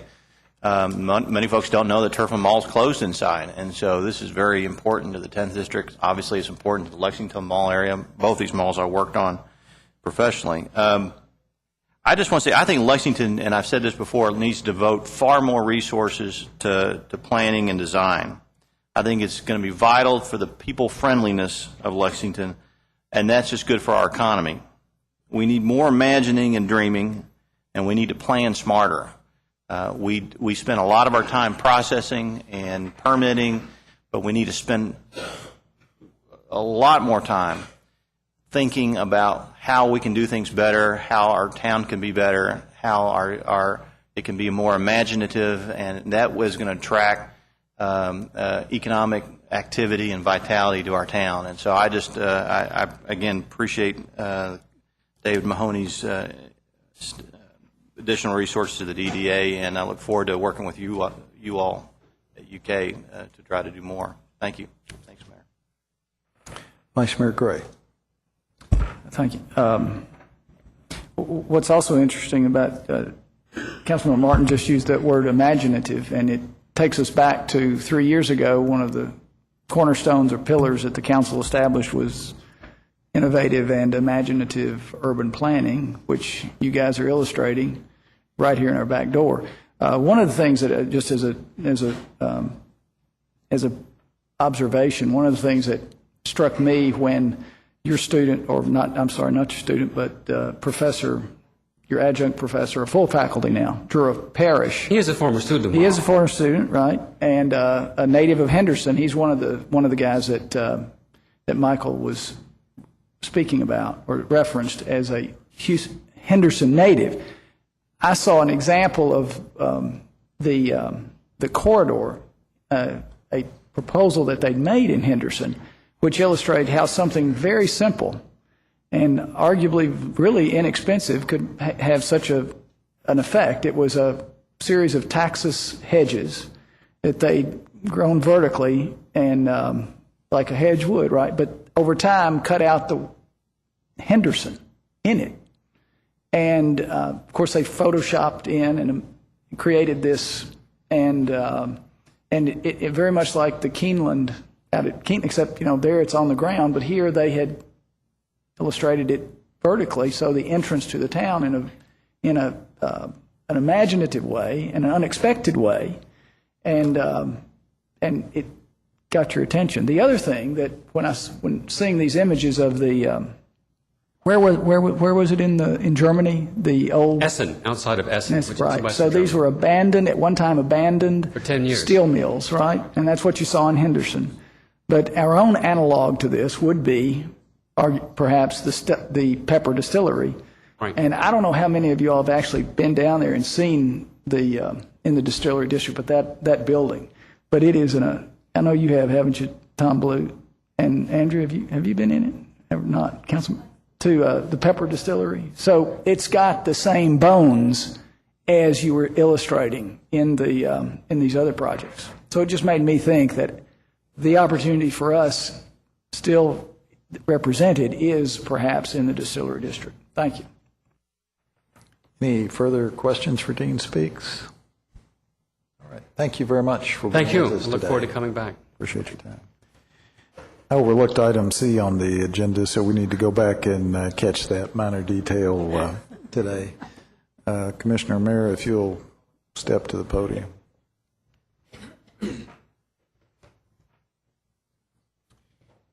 Thank you, Mayor.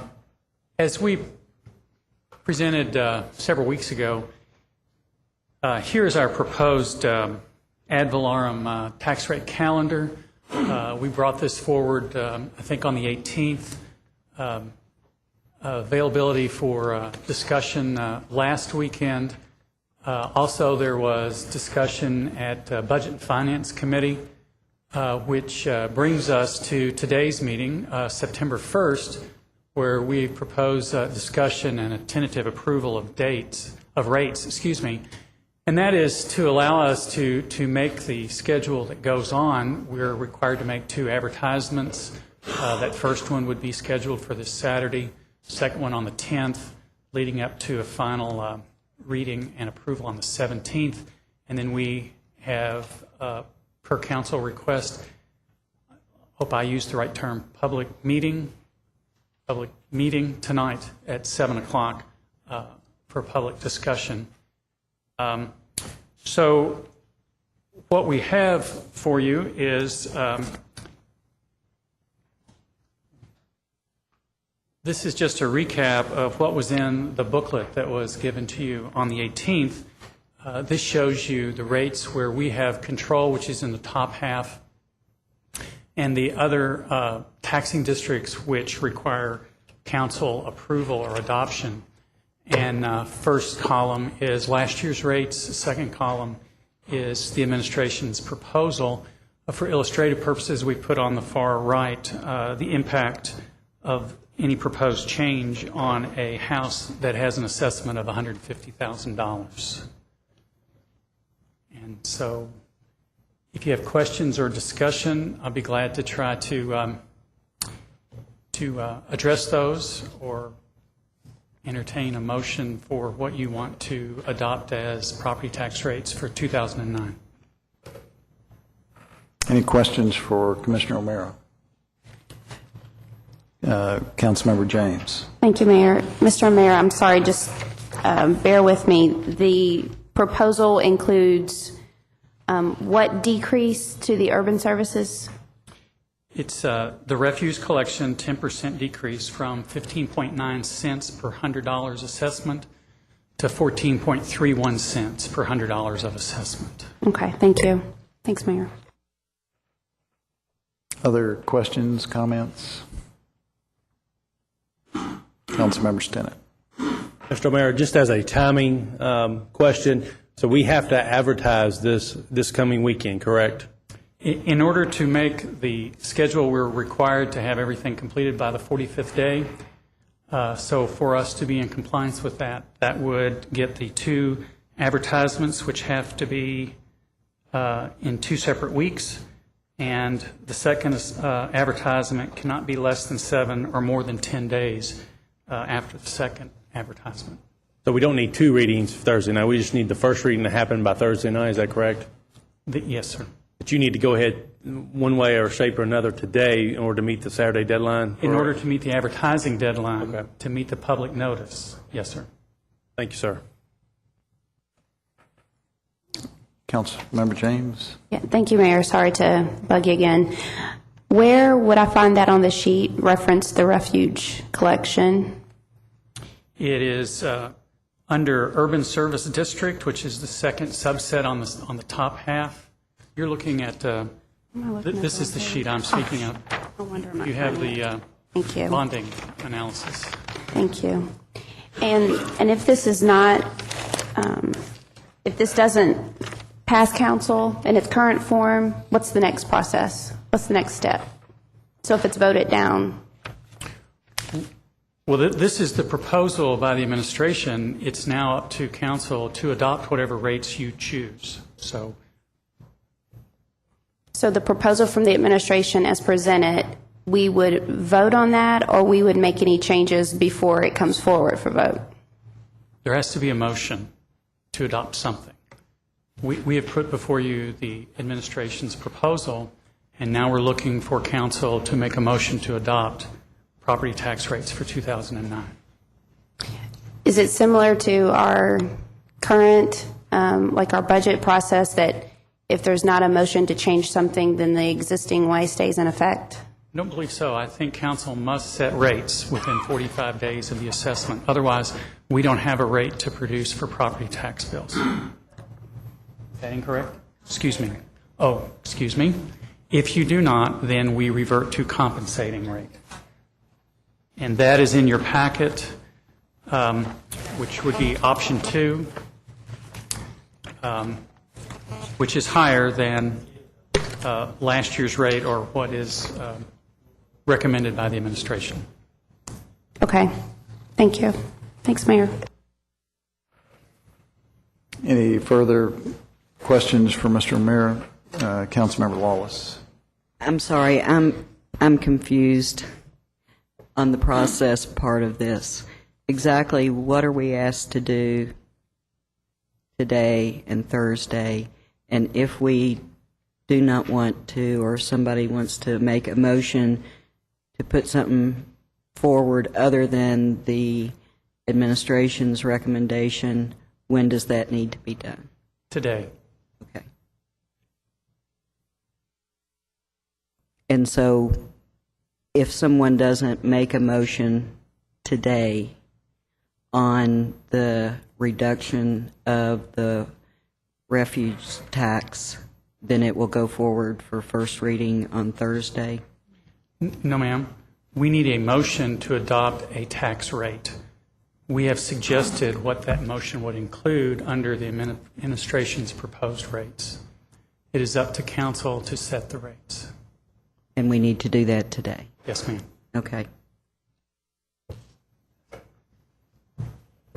Councilmember Feigl. Just clarification as well.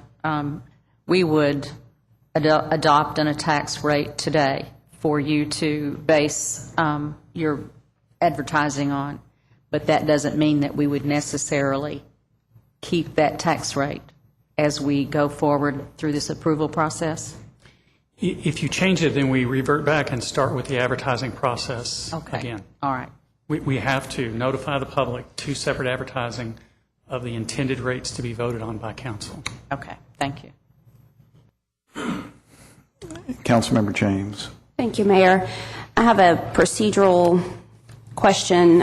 Today's work session is not an official meeting of council, so I'm wondering how is it that we're authorized to approve any type of rate in this setting today? Well, to be technically correct, the approval today would be to place this on the docket for first reading on Thursday evening, which means we'd have a second reading 2 weeks thereafter. So the actual approval today would be to put it on the docket for Thursday evening. So today would not be the last day to make any recommendations to change, because the official date for first reading is actually Thursday, and that's our official council meeting date. Well, that is correct. However, we are operating within a series of constraints imposed upon us by state law. And so as a practical matter, we will have some issues with our advertising obligations if we change the rate after today. It's not insurmountable, but it does probably necessitate our having a special meeting sometime between now and the middle part of September in order to approve the rates. That's probably the real consequence of an adjustment in the rate after today. Okay. Thank you. Councilmember Lane. Thank you, Mayor. Okay, I guess I'll step up and I'll make a motion that we accept option number 1 for the General Services Fund and option number 2 for the Urban Services District's Property Tax Fund. So moved. Do I hear a second? Have a motion and second to approve the rates as proposed. The floor is open for discussion. Councilmember Myers. Thank you, Mayor. I actually was on the list to talk before I knew he was going to make a motion, so I'm not sure if what I'm going to say is to the motion or not. But my question was going to be, is there a reason why we're having the public meeting after we set? Because it sounds like you said that if we decide to change this number after we set it today, that we have to start over with the advertisement process. That's correct. You may recall when Councilmember James raised the issue of scheduling a public meeting, we just asked the council administrator to work out a time that worked from everybody's standpoint. So the meeting date was what appeared to work best as far as the council was concerned. Now, having said that, to the degree there is a desire to change the rates after we act today, we can deal with that. But it's probably going to necessitate a special meeting sometime the next 3 weeks. Okay. To adjust. Thank you. And you know, that's not the end of the world. We've done that before. So it's a manageable situation. The only clarification is we would have to re-advertise as well. Right. That's right. Councilmember Blues. Thank you, Mayor. I've got some concerns about the Urban Services Fund and what might be the consequences of making that reduction, particularly with reference to the capital projects upcoming, most specifically the new recycling center, which is I think a very high priority item.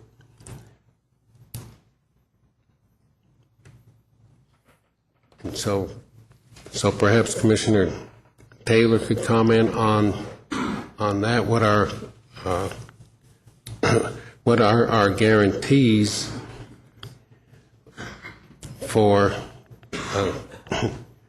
as we go forward with making sure that we stay on schedule with those plans?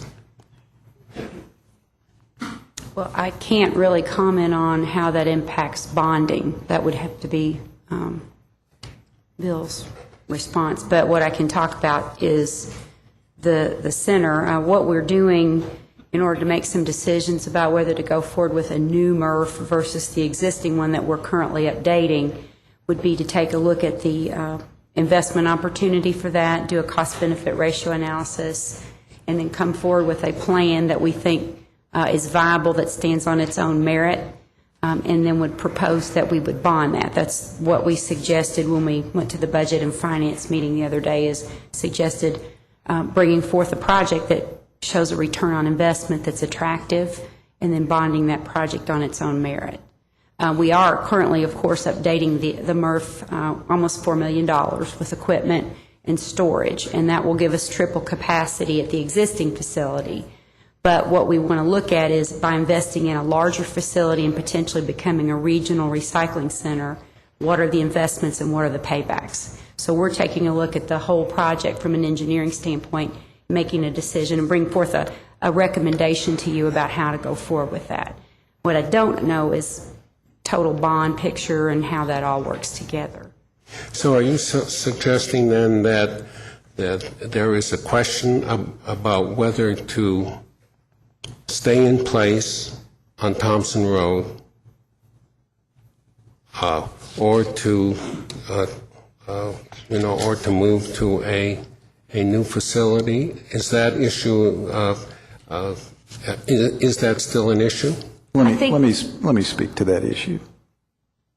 It is no more an issue now than what it has been in the past. Clearly, the long-term goal is to move the recycling facility to the old Frankfort Pike location that we just recently acquired. I am totally confident there is more than ample money in the so-called garbage tax fund to enable us to make the kind of capital improvements that are there and to realize the operational efficiencies that we need to realize in that particular operation and to build the MRF.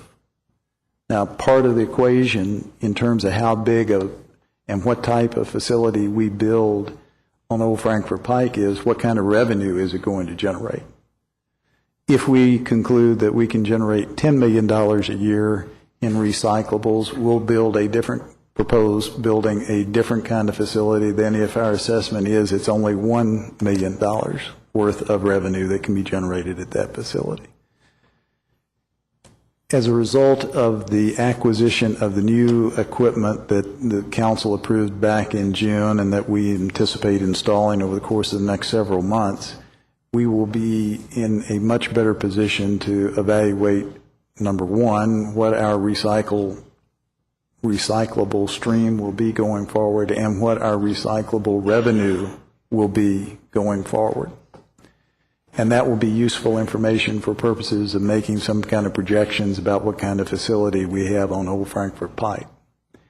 But I see no reason now to think any differently about the recycling facility on Old Frankfort Pike than I did 6 months or a year or 2 years ago. I think it makes a lot of sense. I expect we will do it. Now, there are no guarantees. I'm not guaranteeing anything because circumstances could change. For instance, the recycling markets could change, could get better, could get worse. The technology may change. We could conclude that rather than recycling, we need to utilize one of a number of different waste-to-energy models that are out there. But all of that having been said, there hasn't been any change in circumstance attributable to this particular proposal that causes me to look at the recycling facility any differently now than what would I have in the past. Well, let me see if I can state my concern here, and maybe you can help me a little further. It does seem to me that regardless of market variations on recycled materials, that recycling is a must. I mean that dumping what we do year in year out in the landfill is not a sustainable practice.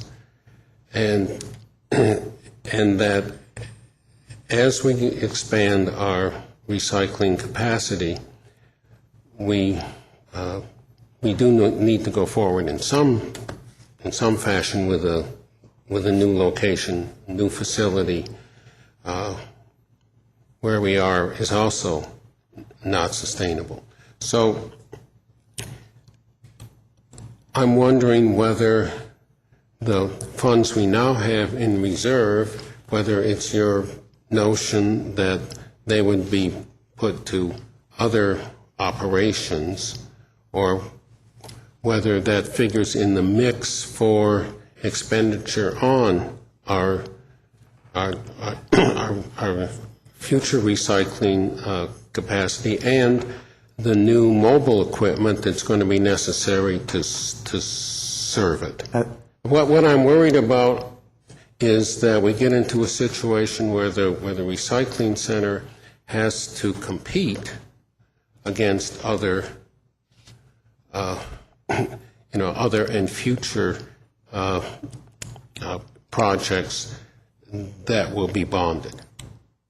That's my deepest concern. Well, the thing that makes the recycling facility and the recycling equipment, capital expenditures we're talking about on equipment, different is we have this dedicated fund that is generating revenue now, will generate revenue in the future to enable us to have the resources necessary to collect the garbage and send it to the landfill and to do the recycling operations as well. So all of that is to say there are funds coming in to our waste management division as a consequence of the property tax. There are also funds coming into our waste management division as a consequence of the recycling revenue. All of that is going to continue to remain dedicated towards improving our collection of garbage, our recycling of the recyclables. And I am very confident after looking at this closely with Commissioner Taylor and the folks in waste management that there are operating efficiencies that we can realize through the acquisition of equipment and software that will enable us to maintain the very same level of service we're providing now, if not better service, at a lower cost. And at the same time, there will be ample funds in there to maintain the capital investments at a level that are appropriate to keep things current. So for all of those reasons, I don't have any heartburn whatsoever about this first 10%. Now, I do think that next year, whether or not we reduce it by another 10% is something we need to scrutinize on the basis of real operating data that we will see at least for part of this year. And Commissioner Taylor, I think the equipment is scheduled to be installed in the spring or operational in the spring. Yeah, it was ordered in July, late July, and it's a 46-week project, so it'll be late in spring before we have it operational. But we will at least begin to see by this time next year whether or not our anticipated efficiencies are being realized. And if everything goes as I'm pretty confident it will, both on the recycling front and on the garbage collection front, we will have substantial cost savings there that should make this particular reduction in the property tax a very easy one to incorporate into the overall scheme of things in waste management. And I'll be surprised if we can't do that again next year. Well, I appreciate that explanation. I still have concerns, and your answer leads to another question, which we need not answer here, but it's something I want to think about, and that is, if we'll know more in a year's time, based on new equipment and so forth, what would be the problem with waiting for a year for any kind of movement on this tax? You know, I wonder whether the $24 per household approximately is something we should go for instead of what is demonstrably a community-wide benefit. Yeah, well, let me speak to that question. You know, back in January, as a part of the State of the Merged Government Address, I talked about our need to reduce the garbage tax this year because I was confident after Commissioner Taylor had been here for a little more than a year and had an opportunity to assess that operation, that there were operating efficiencies that could be realized promptly, particularly with the investments in capital that we have talked about. So there's no reason not to go ahead and proceed with that 10%. Now, I'm pretty confident we can realize 20% once the equipment and software becomes fully functional. But I think prudence does dictate postponing the consideration of the additional 10% until next year. That's why I think we need to go ahead this year. I'm confident the savings are there. Thank you, Mayor. Thank you, Commissioner. I know there are others who will have questions. Councilmember Wallace. Yes, thank you, Mayor. I can't support this reduction, and I'd like to explain why. First of all, in the last year, we have seen what happens when people anticipate the best and the worst happens. And we also have seen what happens when you run your credit cards and your home equity over what its value is.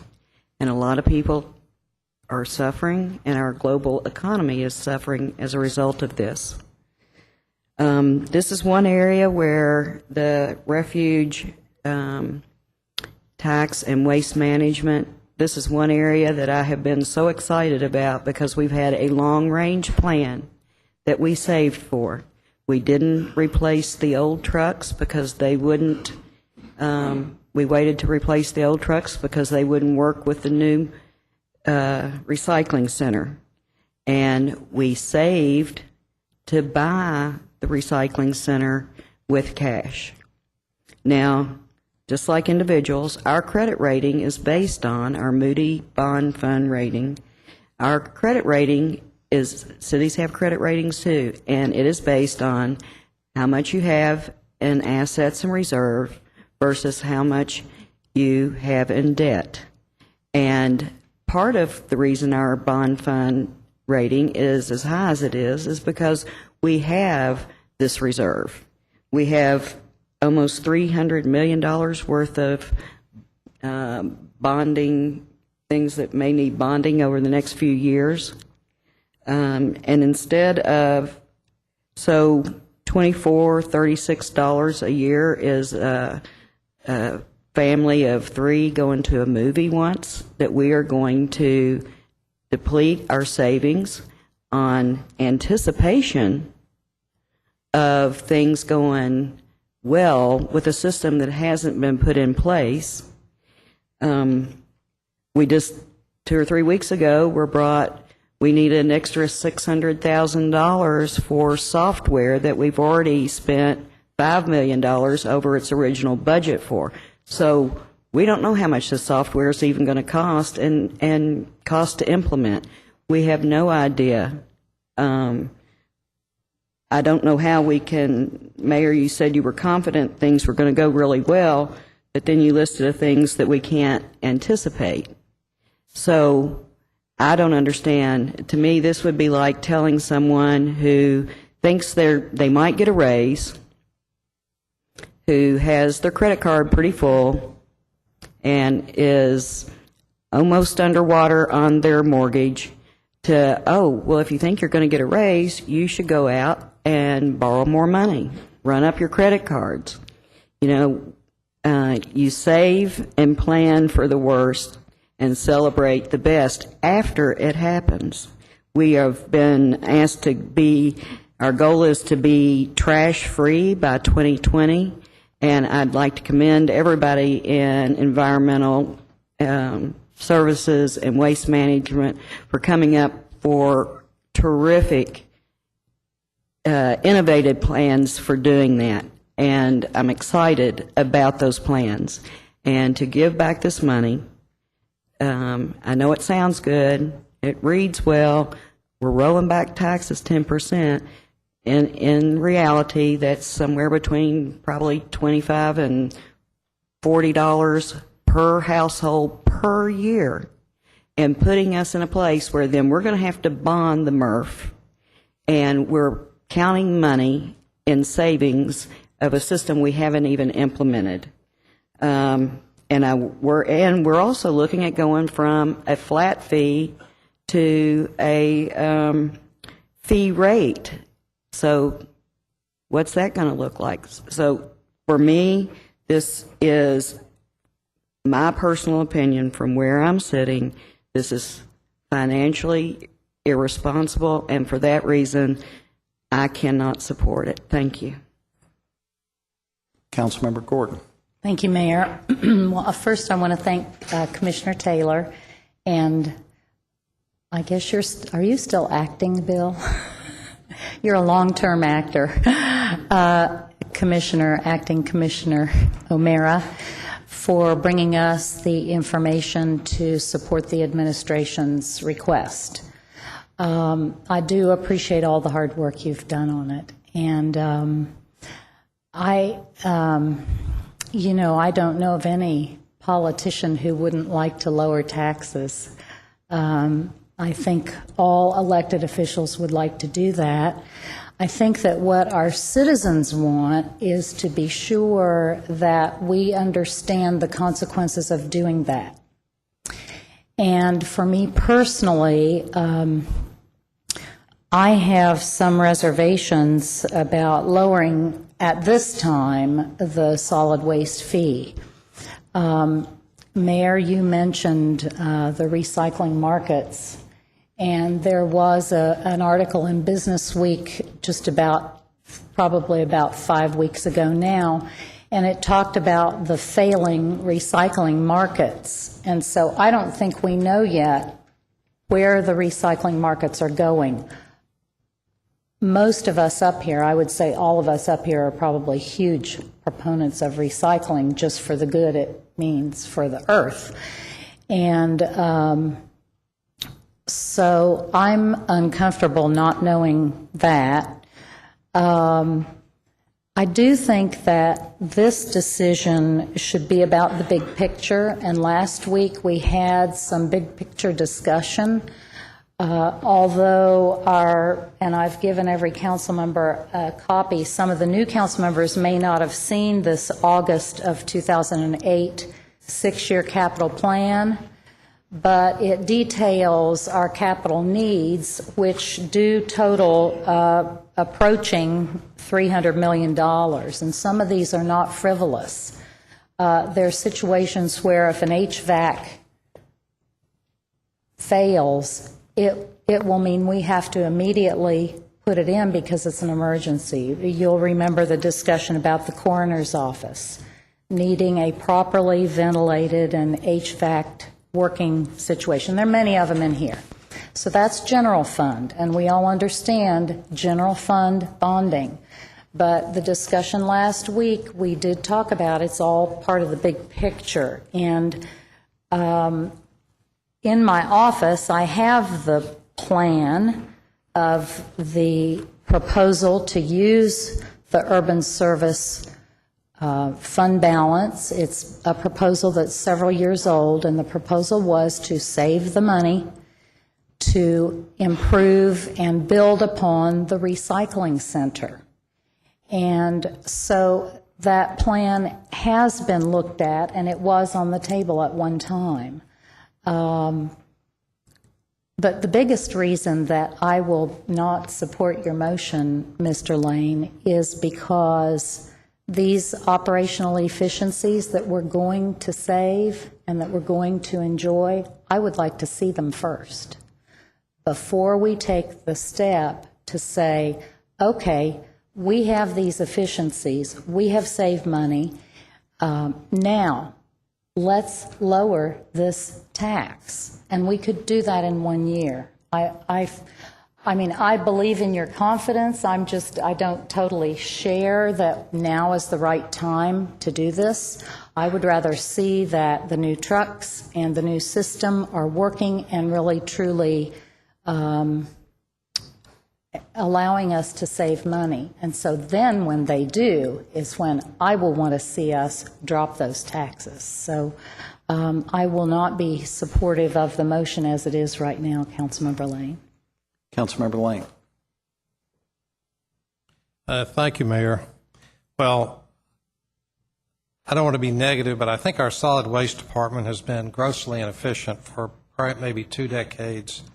And I really commend Commissioner Taylor for her efforts to streamline the department and make it more cost effective. I would like to reduce the tax to 0 because I feel like it would be more equitable to have a service fee based on the services you get rather than being taxed for garbage collection based on the value of your home. But I don't think that we can move it to a service fee at this point. So that's why I supported the reduction of the tax rate. And I have looked at these numbers. Solid waste has millions of dollars in surplus funds. So we would have the option of either paying all cash for the plant, or if we found for some reason that we wanted to reserve our cash surplus, that we could bond it and pay it out of the receipts coming in from the facility, or use our bonding as our cash to help pay the bonding if we need to do so. I think that is a decision that we can make once we decide what size recycling plant we want to build and have our financial model completed.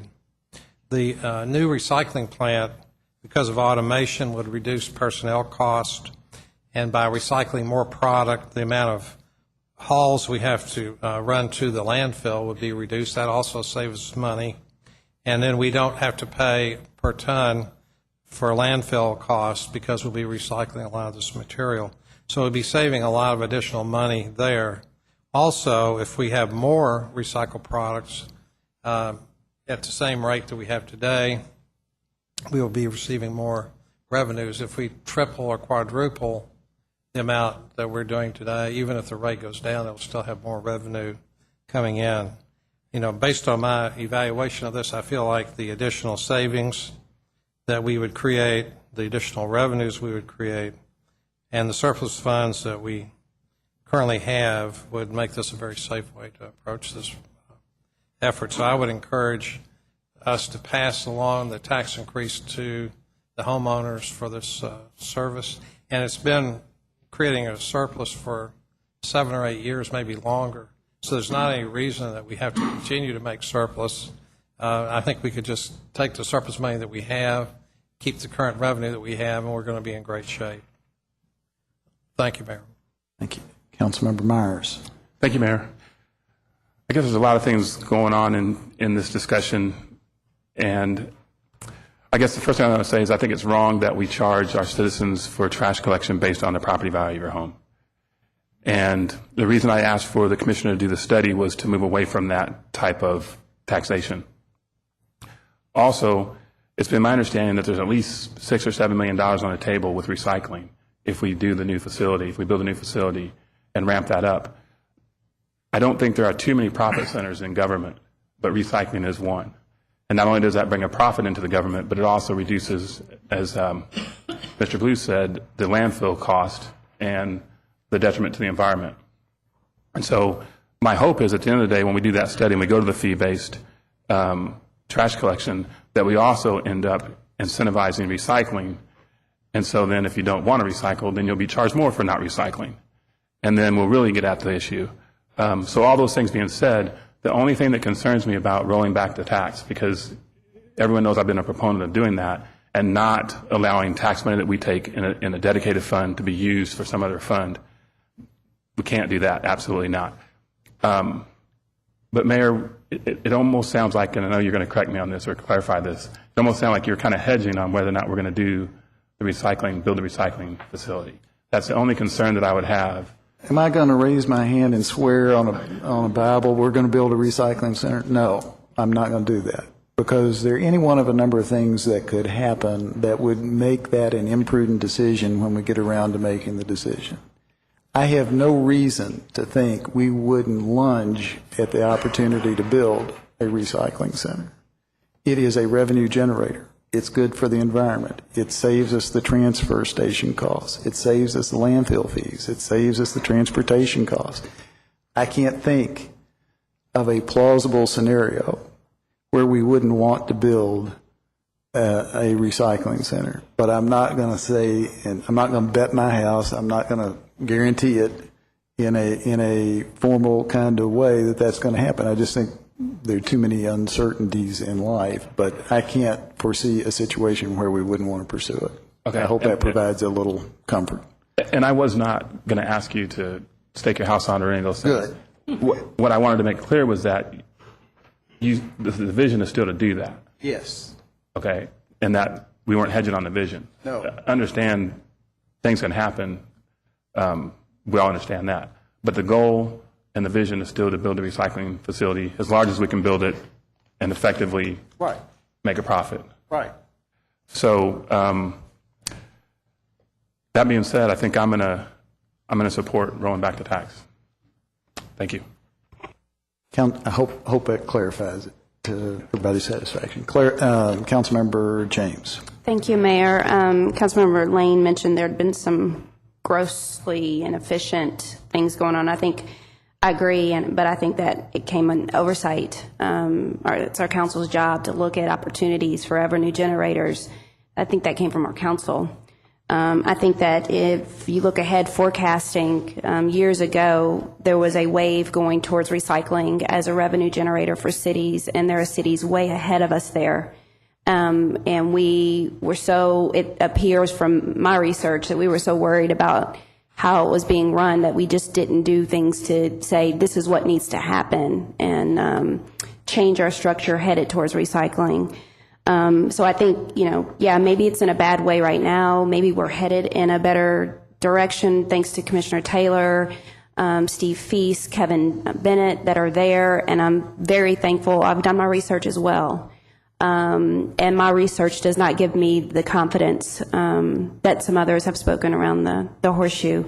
My research, based on some meetings I've had with Commissioner Taylor, with some conversations with Waste Management, actually it sees a bleaker kind of vision of where we will be when it comes to capital projects in the future with Waste Management, operating expenses. And once we roll back a tax, it's really difficult to ask for an increase. No one's going to do that. I think what Councilmember Blue said was very astute, which is we need to see how it's working. I think Councilmember Gordon mentioned it as well. Let's see the results of that, because what we'll end up creating a fee schedule, which is going to be based on inefficiency. We need to do what's best for our citizens. If we think that what's going to happen at Waste Management, the efficiencies are going to be there based on this new equipment, based on a new structure, whatever we're going to do, let's then wait and then base our fees on what the efficient process is, because we'll be back in this same hole again with what I don't believe is surplus, but savings. But let's just get towards what we've saved for, which was for a purpose to create efficiency, and then create the fee based on that efficiency. Because again, what are we doing if we base it on what we have existing? Thanks, Mayor. Councilmember McCord. Thank you, Mayor. Just a couple of things. Councilmember Myers, I think you hit the nail on the head. For the last 5 years, I know a number of us have been talking about this fee. And everyone knows this is not the way you should probably tax refuse collection. It doesn't make any sense that two people living in a home that is valued at $150,000 pay less than two people living in a home that's $500,000. That's not, it doesn't make any common sense. And so getting at this fee has been something that we've looked at for quite a while. One of the things that is interesting about this discussion as I listen is that just 2 weeks ago, I was talking to folks in the industry about the technology that's coming. That I think, Mayor, one of the things you said is, as we go forward, we may find that there's other things to the positive that we haven't even identified. And I guarantee you there's technology right now that may render us actually having to buy and build this facility. Maybe it renders it moot in 6 months with some of the new technology that's actually there. But the key piece of this is that we have $24 million in surplus. Now, we didn't acquire that overnight. And so what that means is that either we were charging too much or that somehow it was mismanaged, and either from a council standpoint or from solid waste or whoever. But the bottom line is it wasn't saved for the purpose of recycling. Councilmember James hit it right on the head in that recycling for Lexington has not been on the radar until just recently. Now, this $24 million has been collecting over time. So it wasn't like 2 decades ago we were going to sit back and we were going to collect this money so we could go do this now. The bottom line to it is that we haven't even turned the spigot on in this community for recycling yet. We haven't even made it easy for everyone to recycle. We have 3 bins for all, and we've got them all named different things and so forth. That's a kind of an inefficient way to recycle. Again, with some of the new technology where you throw it all into one bin and it is collected, and every aspect of that, down to the methane gas that's generated, is turned back into use for potentially the buildings that we operate.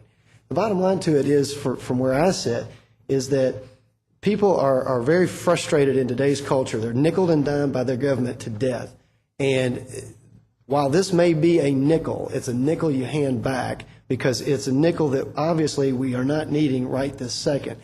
And my sense is that with what we are doing and where we're heading, we have an immense opportunity to do the right thing and create opportunity for this government and for our environment and the things that are all important to us. And it doesn't cause me any heartburn to use the words, Mayor, that you've used to support this. And I think that the caution of what do we do needs to be turned into an exploration of what can we do.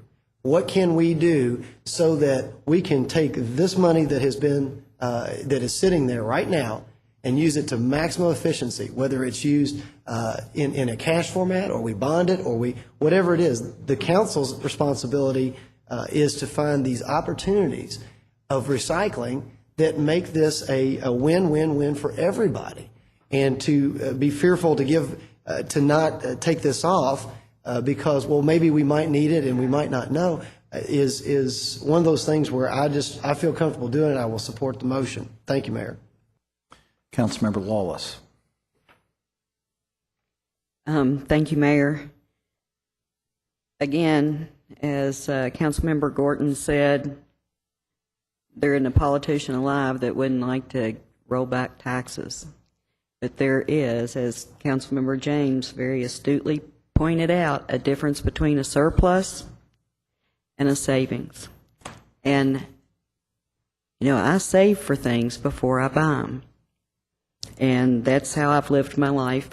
And, Mayor, you said, and I'm not picking on you, I'm just quoting you here, I can't imagine why we wouldn't lunge at the opportunity to build a recycling center. I think if you had asked a lot of people 2 years ago, they wouldn't have imagined that they would be in foreclosure on their home. They couldn't imagine they wouldn't lunge at this point to be buying a bigger or a better home. But they overspent, the market went sour, and again, you anticipate and then you can get disappointed or you can be surprised. You plan and save, and then you spend. And that's what could happen. What could happen is we would be all about bonding this MRF that we have saved for, and that's materials recycling facility. And our bond rating is so bad and the interest rate is so high, there's no way we can do it. And again, there are too many unknowns, too many, this is probably what it'll cost, this is probably what we'll save. And my experience in the last 7 months is it rarely turns out that way. So thank you. Well, I can't let the statement that our bond rating is so bad go by. I didn't say it was. I said it could be. And nobody, 2 years ago, there were a lot of Americans, Mayor, that had a great credit rating that can't charge a pair of shoes today. So I didn't say it was bad today. I said that's something that could happen, and there are a lot of people in America right now that never anticipated that their credit rating would be in the toilet right now, and it is. So long as everybody understands Lexington, Fayette, Urban County government's bond rating is not bad right now, then Yes, sir. I'm sorry if that's the way I said that's what would keep us from it. Not that it is today, but if we keep bonding everything and spending every penny we have, it will be. Councilmember Gordon. Thank you, Mayor. Since the issue of whether or not we're building a new MRF has come up, what is the plan to go forward? Is it to bond it, or what's the plan since we've purchased the land? Well, we purchased the land anticipating using it to build MRF. But what we did do since, and you've seen the preliminary data, we did 2 collections of data in December and then again in April to get an idea of what the potential volume of recycled material could be. And as you might recall, about 3/4 of what goes in the Herbie is actually recyclable material, and the predominance of that is organic material. But we do have a lot of opportunity to dramatically increase the amount of recycling. So based on the data, this is the engineering approach. What you do is take the data and you use that data to make a determination of potential revenue, future volume, and what the investment would take in order to build a facility to accommodate that volume, and then calculate your rate of return. So our plan to go forward would be to show the economic viability of building that MRF. You know, I'm a huge fan of the idea. I think it's a gold mine for the city. I'm optimistic, but it's a gold mine for the city. So I'm very much in favor of moving forward. But what I want to do is move forward with data so I can show you an economic case that supports that, you know, emotional want. So that was the plan. Now, once you get that rate of return, then you have choices depending on your situation at the time. I'm also a proponent of if you have the money, you spend the money versus bonding. If you don't have the money, then you look at the rate of return and make a decision about the investment in the years to pay out. So I think what we need to do is bring you back an economic model and then make the decision as a city about the best way to fund it and move forward. Thank you. I'm a great proponent of data also. That's exactly why I will not vote to lower this tax, because I don't feel we have the data. And just to correct something that was said, council members were invited to go out to, it was then known as solid waste. We received written proposals of the new MRF. The money that was saved on purpose to pay for the new MRF, and I have those plans in my office if anybody cares. I don't know if there's anybody else in government now. Probably Steve Feast was here, and he has those plans, but the purpose was to save cash to pay for that building or expansion. And so this big fund balance isn't a surprise to those of us council members who went out there to see that presentation. It's the way it was presented, and that was the reasoning for saving that money. So I think I heard you say that you would first like to use cash to pay for, I mean, that would be my preference too, and as opposed to bonding for the new MRF. I mean, I'm just agreeing with you that we've got the cash, we could use the cash. Thank you, Mayor. Councilmember Lane. Well, first off, I would like to say Councilmember Crosby brought to my attention that I said I was in favor of increasing the tax, but I meant to say decreasing or rolling back the tax. So I wanted to thank her and stand corrected on that. And then I was also brought to my attention that in my motion that I did not address the other taxing districts. And so I want to, if I may, amend the motion that I made to add the requested rates that are pointed out on the overhead for the other taxing districts. That includes the Conservation District, Extension Service, and the Health Department. And those rates are virtually unchanged. I think there's 1% increase for the Extension Service. That's 1/10 of 100. That's 100% increase. So that being, I would like to make the motion to amend my motion by adding this to the motion. If there's second agrees with that, we'll do so by way of a friendly amendment. Any further discussion? Yes, sir. I would like to say just one more thing, is that I have been on the council for 5 years, and we have discussed the surplus in the solid waste department all that period of time, and until this issue of rolling back the rate came up, I've not ever heard anybody say that we were saving this money to do a recycling facility. And so I'm not saying that somebody hasn't said that, just saying that I had not heard that before. I just thought I'd throw that in for thought process. Thank you. Councilmember Beard. Thank you, Mayor. This is a tough one, isn't it? I listened to one colleague and therefore rolling it back, and I say that sounds like a good proposal. And then I listened to the other side, and so does that. And I don't know what the tipping point is. I think part of the tipping point, which was brought up by Commissioner Taylor, is the collection of data.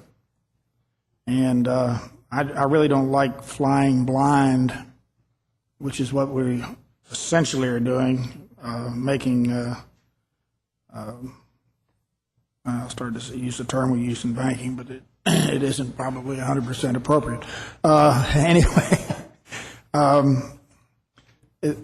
making swag guesses as to what's going to happen. I would rather have some hard and fast data and maybe a low, medium, and high probability attached to that. So I'm going to have to vote against this motion. Thank you. Thank you, Mayor. Does any other council member wish to address the issue? Councilmember Stinnett. Thank you, Mayor. Commissioner Taylor, last Tuesday during the Budget and Finance Committee, you presented historical info on the Solid Waste Fund. That info went back to 1998, where we began a fund balance at that time of $6 million, and you report that the projected is $24 million today, almost 4 times what it was a little over 10 years ago, or 11 years. In the last 3 years, the fund balance has increased $2 million, $5 million, and $7 million, respectively, each year, and has been added to get us to that $24 million. The last study that was done in 2006, it was around $13 million. So we've jumped it up by $11 million. In the last 3 years, has that $11 million increase been because we're saving for the MRF, for the recycling center? Is that why we've had that big jump in $11 million in this fund balance? Because we've been saving for a recycling center?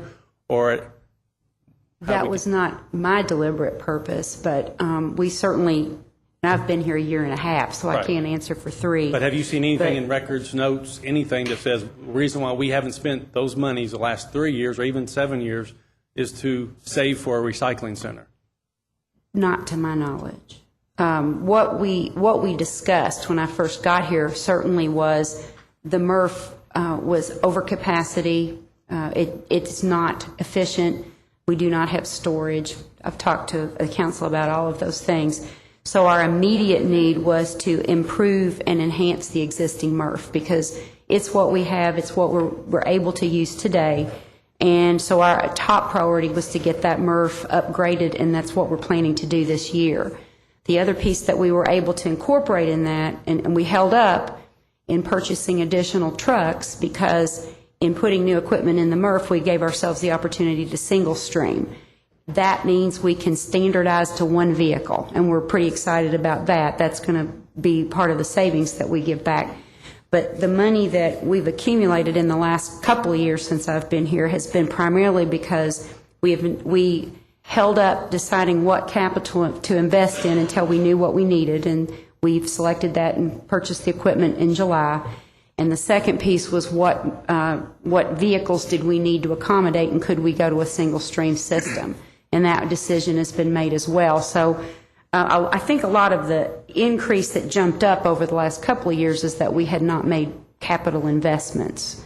And now we're making those investments to get the system to a healthier place. As far as the additional back from 98, it did show increases over time. And I didn't know about the plan, but I have talked to Councilmember Gorton about that. And when I did come in the door, we talked about the need to do something with that MRF. It is badly over capacity. And one of the reasons we don't recycle more is we're not encouraging and educating people to do that, because if we did, we would have nowhere to put the material. So a lot of those things have been on hold, and I think that probably contributed over the last couple of years. We've also experienced, as I mentioned the other day in Budget and Finance, a fairly high vacancy rate, and that amount gets carried forward as well. And we're working pretty hard right now with HR to get critical management positions filled and to fill critical driver positions. That's our top priority for the entire department, is getting drivers. And as the head of the solid waste department, ultimately, you feel comfortable in your model and your recommendation to council for this fiscal year to reduce it by the 10% initially?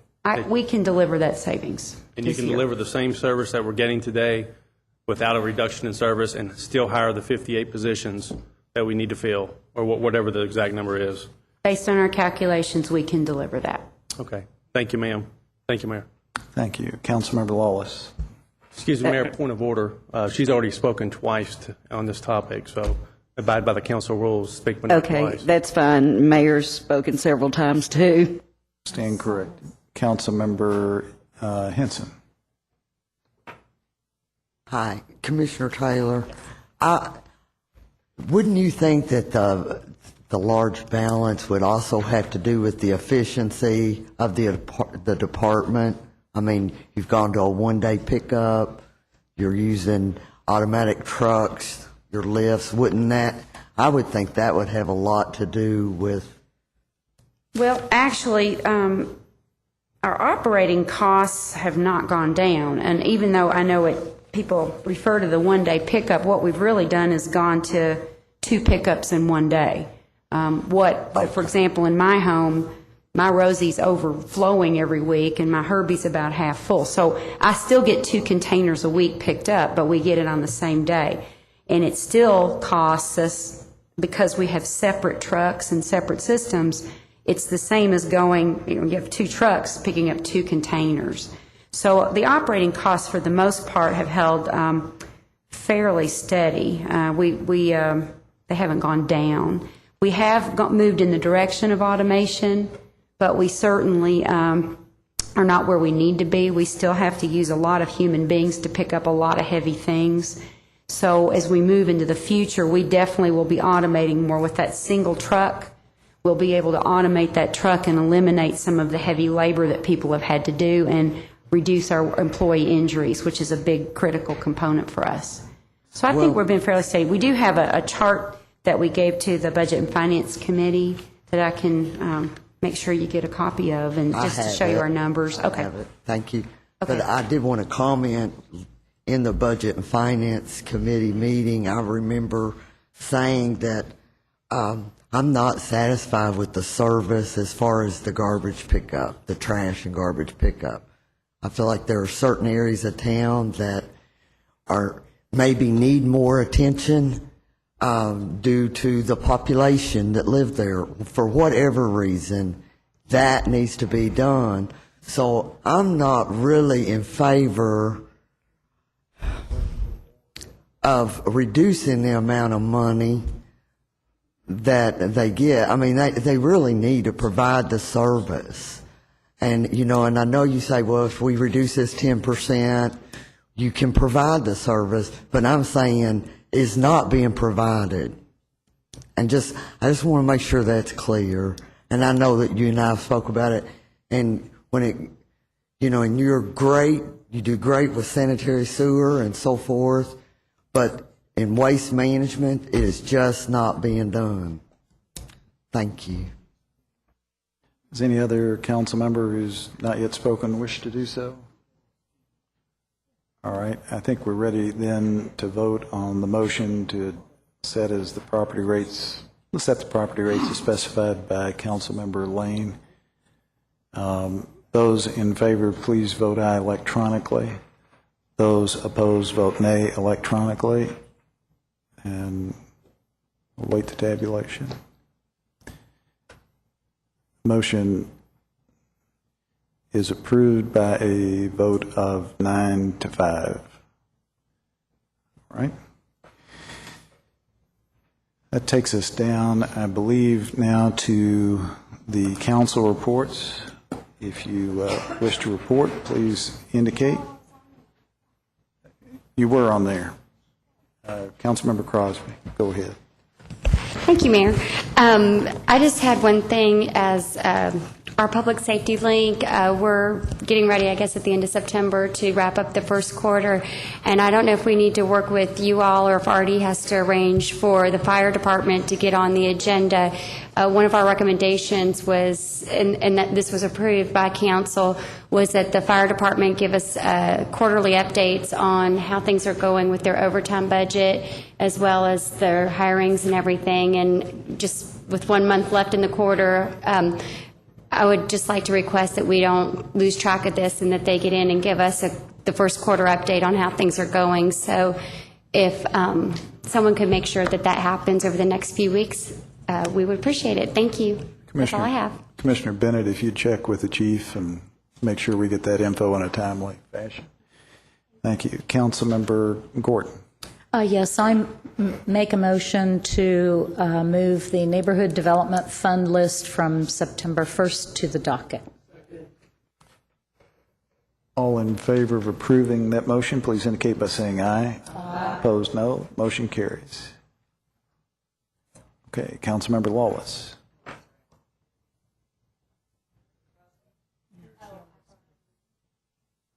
Okay, thank you, Mayor. I have a couple of motions.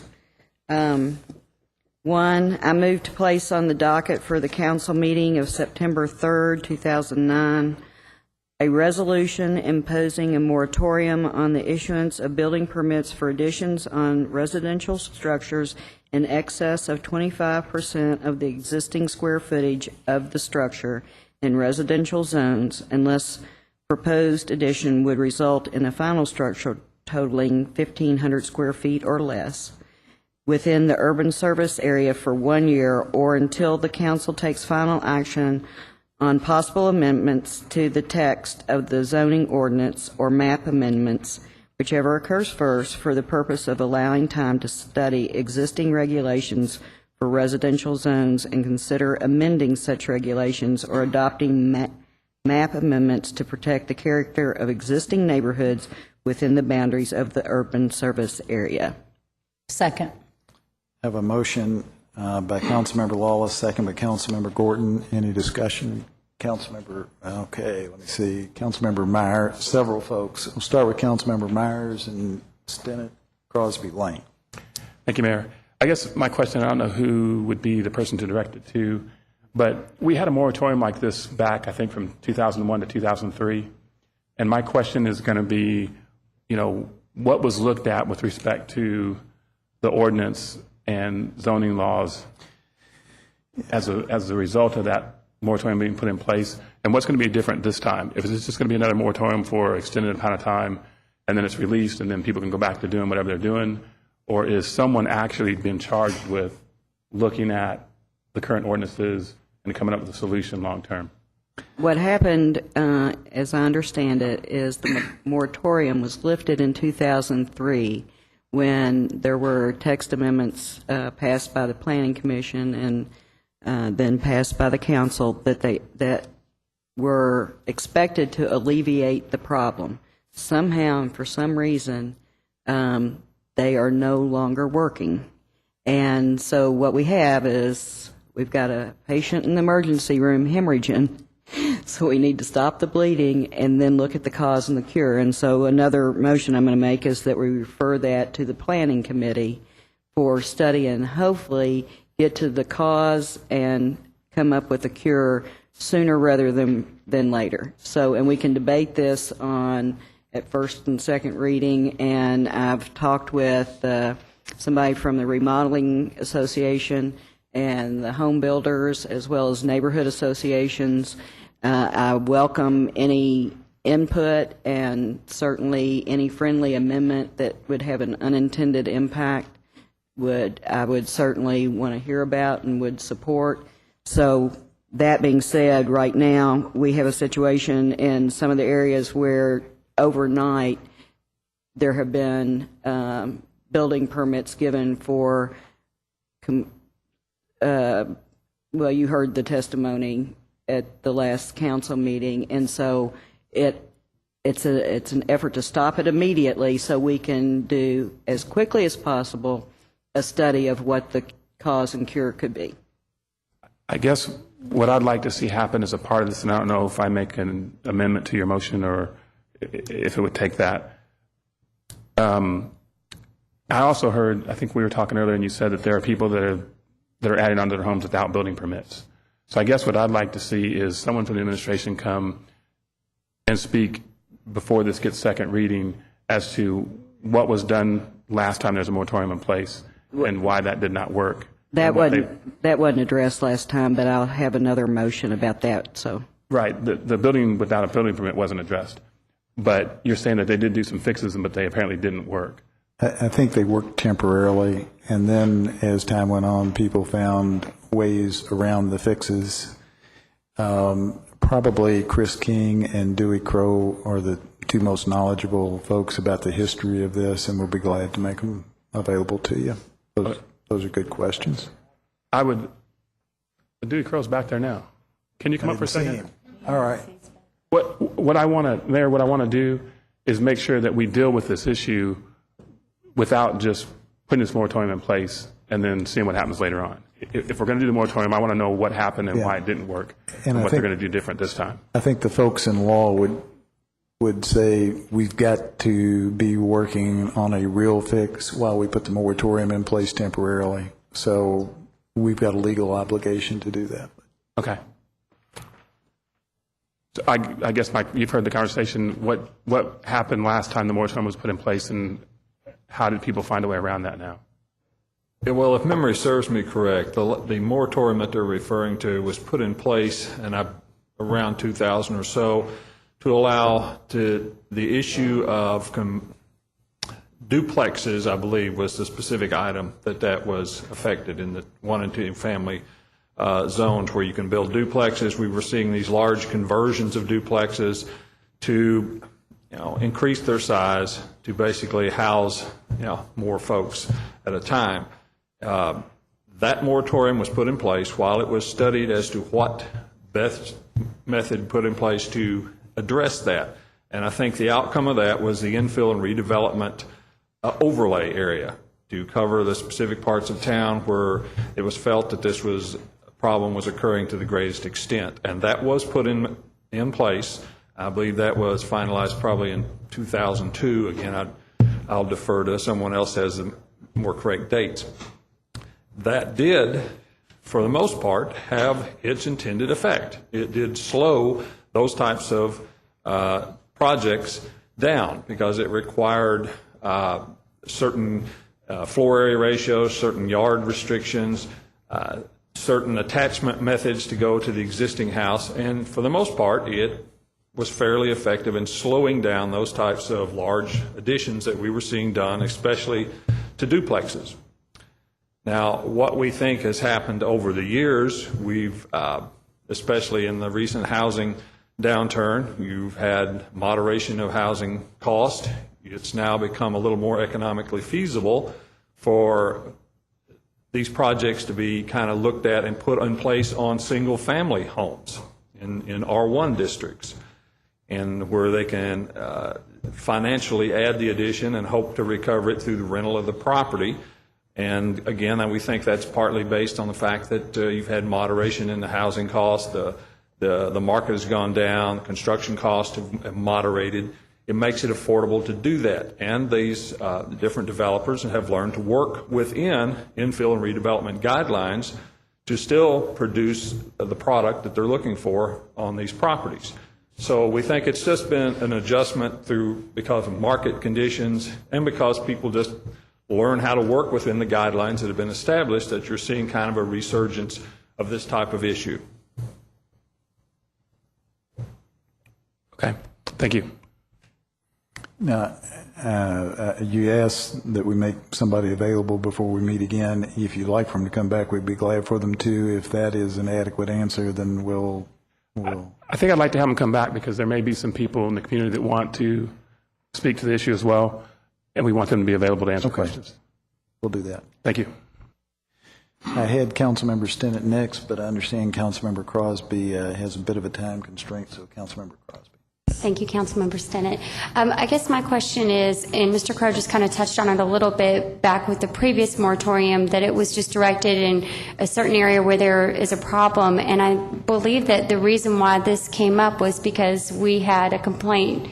This is complaint driven from one area, basically. I don't believe we have an overwhelming amount of complaints coming in from all over regarding this issue. So I guess my question may be for Law, why did we decide that we had to do the entire urban service area versus just once again directing it towards this one area?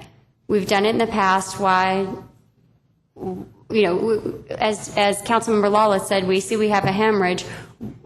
Rather than penalizing the entire urban service boundary when there are a lot of responsible projects going on and not these 6 bedrooms being added on and making basically apartments next to the university, why are we doing this? Why can't we do a targeted effort? Well, it is not a strictly localized to one street problem first. There is an area that's involved in this. The problem is you have to support the moratorium by a reasonable good faith belief that you are covering the area where the problem occurs, as opposed to targeting one area and deleting other areas where that problem may be taking place, which means basically it's not fair, it's not reasonable, and you can't have it be over-inclusive. Going back to the 2001 moratorium, just as a correction, that was countywide for the zones that were listed in it. It was not targeting an area. And realistically, we're trying to prevent this problem in a wide range of areas. I think by couching it that you could build an addition on up to 25%, I think the belief is most reasonable additions to single-family residence based on Dewey's experience in building inspection is probably going to be addressed by that. It will fall within the 25%. There's also the provision that you can build on an addition that may be more than 25% so long as the overall size will not then increase to more than 1,500 square feet to allow people to make additions onto smaller homes to create a reasonable single-family residence. So the feeling was it wasn't going to create a tremendous burden and that there were impacts on various areas in the urban service district area that had to be addressed. The problem is that the time it would take to do an extremely detailed study to support a narrowly targeted area would in fact be the time that, this moratorium is created to allow the time to do that kind of a study, to get a handle on the problem and what needs to be done to address it. The time it would take to do that kind of a study would allow this problem to continue to carry on while we did that before putting on a moratorium. So we're going to hold up, I guess, the revenue that we get from people who pay to get their building inspection fees and all that with a moratorium while we do a study based on this, because don't we generate revenue in this department, do we not?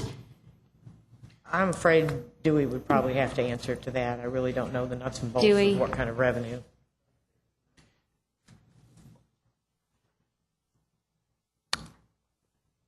From the permits? Yes, we do issue permits and collect a permit fee anytime you add on to your home, remodel, build a new home, or build a new building. There is a permit fee associated with that. Certainly with this limitation, if someone wished to build, was going to plan on building 50% and they could only build 25, we would only charge them for the 25% that they could add on, but they would still be charged for that. Now, the only lost revenue was if they had planned on building 50% but could not, then obviously we would not receive a permit fee for that additional 25%. And have you talked to anybody from, I mean, obviously you have an opinion, but have you talked to anybody from this remodeling council regarding this and how this might affect their business? I spoke to the Home Builders Association. In fact, we spoke earlier this evening. Todd Johnson and I did about it, and their concern seems to be that yes, there could be some negative impact to individuals who are just wanting to add on, make use of their homes, add a large addition that may exceed this 25%, and yes, they would be negatively impacted under this proposed moratorium. There's no denying that. You are definitely going to have some instances where folks are not going to be able to do what they would like to do to their property. In the past moratorium, the way we got around those particular issues was those folks would came back before council and basically ask for some help there, for the council to basically remove the moratorium from their particular property to allow a project to move forward that certainly wasn't anticipated to create any problem, or certainly not part of the problem that the council would be studying. So that's how it was done in a previous moratorium. Those individuals with those projects came back to council and asked for some relief under the moratorium to allow their project to move ahead. I guess I just have an issue when we have to have people come back and ask for an exception or a variance on something where in the front end we should have the, I guess, ability to have guidelines in place where people shouldn't be in the situation. I'm very sympathetic to what's going on with Councilmember Lawless's district and what she's saying, but that should not happen.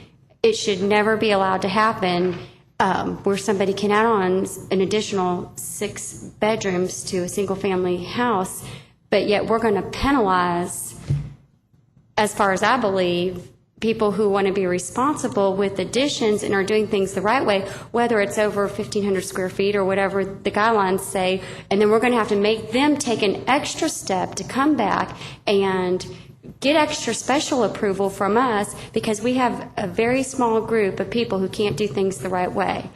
It just doesn't make much sense to me. So thank you very much. Let me interject at this point. We had some discussion, I guess, at our last maybe council meeting about deliberating on things that are not on the agenda. I'm concerned that we're going down that path again, and this one is particularly noteworthy because I know there are a number of very substantial interests on both sides of this issue that probably wish to be heard. We have traditionally allowed motions to amend the docket as Councilmember Lawless has proposed here today, but and I think that's in order to do that as a part of the council report. But after giving this a little thought and subject to some comments from our parliamentarian, who's the next one to speak here, if we proceed, I think our interests would be better served if we limited council reports to people reporting as opposed to deliberations. And then to the degree we need to deliberate, do so in the context of a meeting when those matters are on an agenda that is circulated around for the public to be made aware of.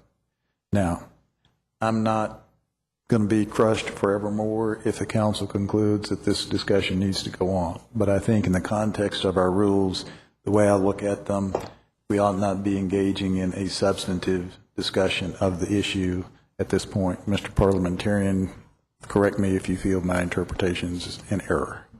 Well, I think in the past, though, we have had these kind of discussions and deliberations, and it's been the practice of council.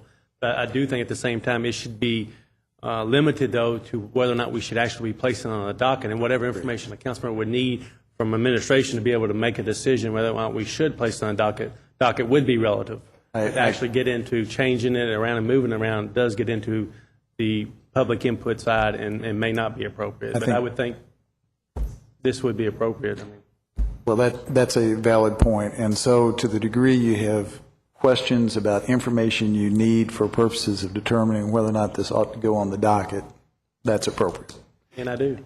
Okay. And if you do, then proceed. Mr. Crow, have you looked at how many building permits are out there today that would be negatively impacted by this that you've issued currently? If we've already issued a permit, there would be no negative I impact. understand, but what I'm saying is past performance. How many have you issued that would have, if this was in place, been negatively impacted?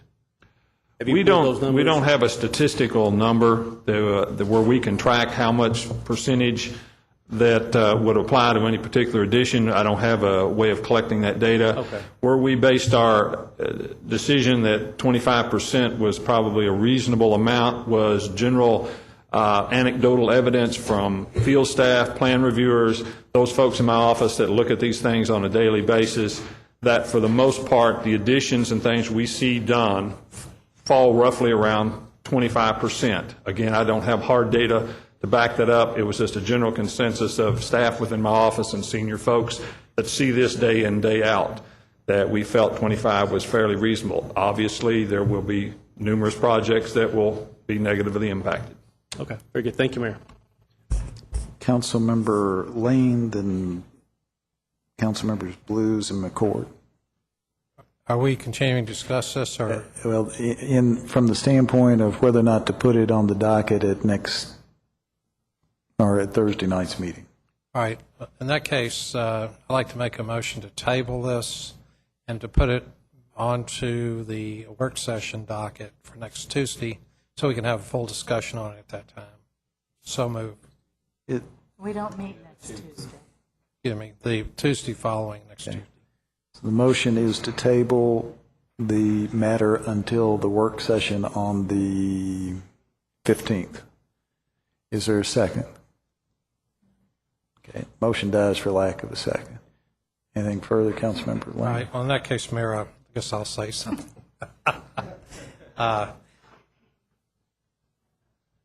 I think my opening comment is let's turn a major recession into a depression by voting for a remodeling moratorium. You know, our home builders are already having a tough time, and when you put on a moratorium for the entire county in the urban service area restricting remodeling, even if there is a square footage percentage involved, that is not good for business. And I think this is not a sound business or political practice to do that. And we're also taking away the rights of property owners to improve their property when we do that. And we don't know how long the moratorium may last. And I just don't think it's a good practice. What I would instead ask is that the mayor have the code enforcement and the building inspectors to go to the properties that have been identified to be in violation of our code. You can't have a boarding house and in a single-family property. If somebody's put 8 rooms in there and written them out to students, that's not a single-family residence. That's a boarding house. I think we need to strongly enforce our codes. I'd like for us to do an inspection of these properties and then come back with a report as to what the real fact of the situation is. If we enforce these codes, the building moratorium may not even be necessary if we hold people to do what they say they're going to do. If you're applying to renovate a single-family home and then you turn it into a boarding house, that is not in accordance with our zoning ordinances. That's all I have, Mayor, but I really would appreciate it if you would have that checked out. Councilmember Blues. Thank you, Mayor. I think this is a property rights issue, and I think that people have a right to protect the integrity of their property. The integrity of the property of neighborhoods is being seriously threatened. I go back to Councilmember Lawless's point that there is a crisis and that what was it, a hemorrhage, if that's the metaphor, then there's no way to do this selectively, that the only way to fairly do it is to apply the tourniquet throughout. So I would support putting this issue on the docket so that it could be putting the question of the moratorium on the docket so that we might be able to put it in place and then work to address the situation without imperiling neighborhoods. Thank you, Mayor. Thank you. Councilmember McCord. Thank you, Mayor. Todd Johnson from the, would you mind just going to the mic? I want to ask you a couple quick questions, but while he's going to the mic, I think that, where we are on this thing is needing some intelligent compromise. There is no doubt this is an absolute epidemic problem, and there's nobody, I don't think, that sits up here that doesn't know that you've got a serious, serious problem in that district, and knowing that with 7,000 new students coming over the next few years, it's not going to go away. Councilman Beard brings up a great point every time we talk about this, that whenever you do something in that area, it just squeezes it out and pushes it somewhere else, like a Big Bear Lane and so forth. But I also have serious reservations about, putting this out there and having people, as Councilmember Lane said, that, are using this as a means of trying to improve their house. They didn't go buy a new house. They're putting money here. It's jobs and so forth like that. Todd, my question is, as it relates to the numbers, I heard Councilmember Lawless say, I welcome anything anybody can bring. There's no doubt we need to do something. And my hesitation in putting this on the docket is, are these numbers fair? Do these numbers cover it? Is there another number that we should look at that makes sure that everybody out there can live with it and we can live with it? Because I want to get something done. I don't know if I can address that question directly, but what I can tell you is, first I want to say thanks to Councilmember Laws. She did come to me before work session started, and our Remodelers Council within our Home Builders Association is one of our most active groups. We have about 270 members that are part of that council, and we are more than willing to sit down and work with any group to try to resolve an end to the issue that's going on in her district. Back to kind of getting to your question, I can tell you that I called 3 of our remodelers to talk to them just in generally on what this would do to affect them. I was told that probably about 40% of the additions that one company typically does would be affected by this 25% rule. Chip Crawford, who's sitting here in the office with Crawford Builders, currently has 6 bids that he's working with on additions. 5 of them would be negatively impacted by this, resulting in about $1.5 million to $1.75 million worth of work. So it is a substantial hit for somebody like Chip, who is not at contract yet with these people, but are close and working with them for this work. And take that into account, the fact that he's employing 60 to 70 people per job site. Things add up in other revenues other than building permits and inspection fees and things like that. I'm sorry. I know Mr. Crawford very well and known him for a long time, and he doesn't do too much work in that area, and much like that. It's very substantial work, and that's my concern. And so I guess my question, my hesitancy about putting it on the docket for Thursday night are those type of things. And I guess what I'm looking to you and Chip and people that recognize those that are adversely affected, that are getting caught in the crosshairs of this, is there an industry solution that you can bring to us to combine with this motion or combine with this action? Because, make no mistake, this isn't something that, we'll study that, look at it, whatever. This is something that has to have immediate action. And my only hesitancy about voting for it going on the docket on Thursday lies in what you've just said. And what I would ask of you all is within the next week or so, bring us a intelligent compromise, something that we can take that really helps you get done what needs to be done, but really gets at this issue, because the bottom line to it is our laws don't work. We can't enforce this, and it is maddening to be a council member and receive these phone calls and be hamstrung and do nothing. Is that something that you guys can help us with immediately? I think absolutely, yes, we can. It so happens our Remodelers Council meets for their monthly meeting tomorrow. We have a steering committee before the full body meets, and I can assure you this will be a topic of great discussion. And we realize the importance and the impact that this problem is having. I think Councilmember Crosby may have summed it up best, that it looks like we're kind of going at the problem maybe a little bit backwards. If we can identify where the problems are and concentrate on those problem permits where the things are going on we don't want, and address it that way rather than putting a blanket on the entire industry. I'm voting against putting it on the docket for Thursday night, but what I am saying, and the reason I want to explain this is I'm looking to you by the time we get back together in 2 weeks to have some solutions that we can then work around, and I'm fully prepared to move forward with a motion as we go forward, because this has to be addressed. But I will vote against it for Thursday night, regardless of how it goes down. I really think that you guys need to take the opportunity tomorrow, and this is a wonderful opportunity to help government solve a problem that we really need help solving. My intention will be to bring it up at our Remodelers Council meeting tomorrow, and I'll be in communication with Councilmember Lawless as we discussed previously, and we'll certainly do all that we can to aid. Thank you, Todd.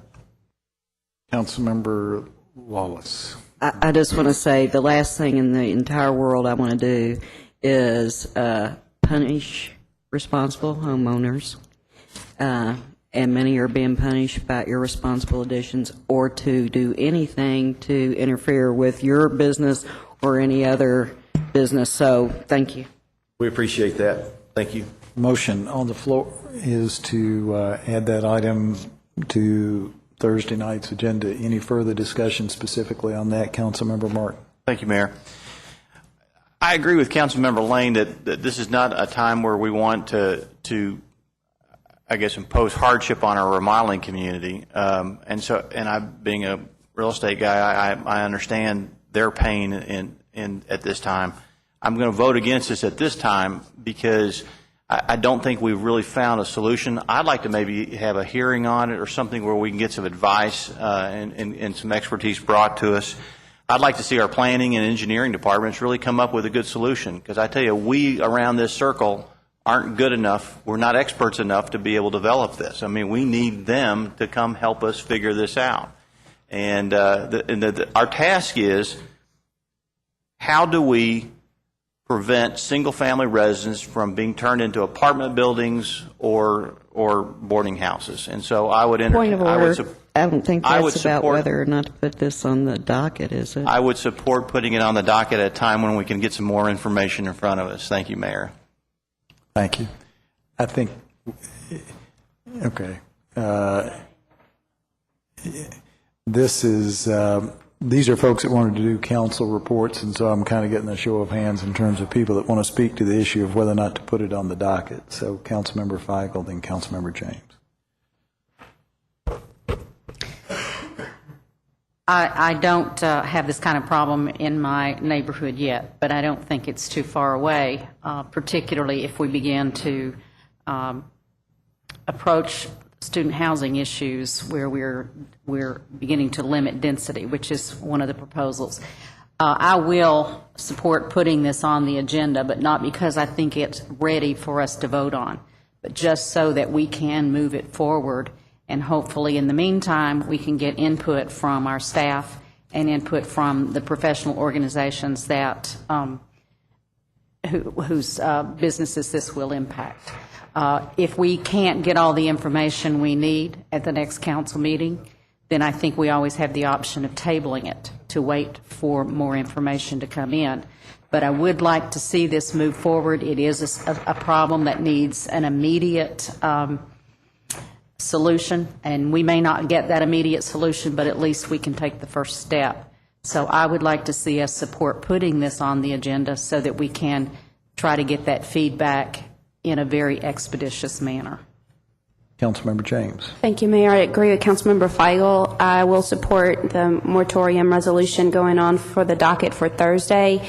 I do hope that its presence being there will help to move forward the discussions between whoever needs to be there to come up with creative solutions.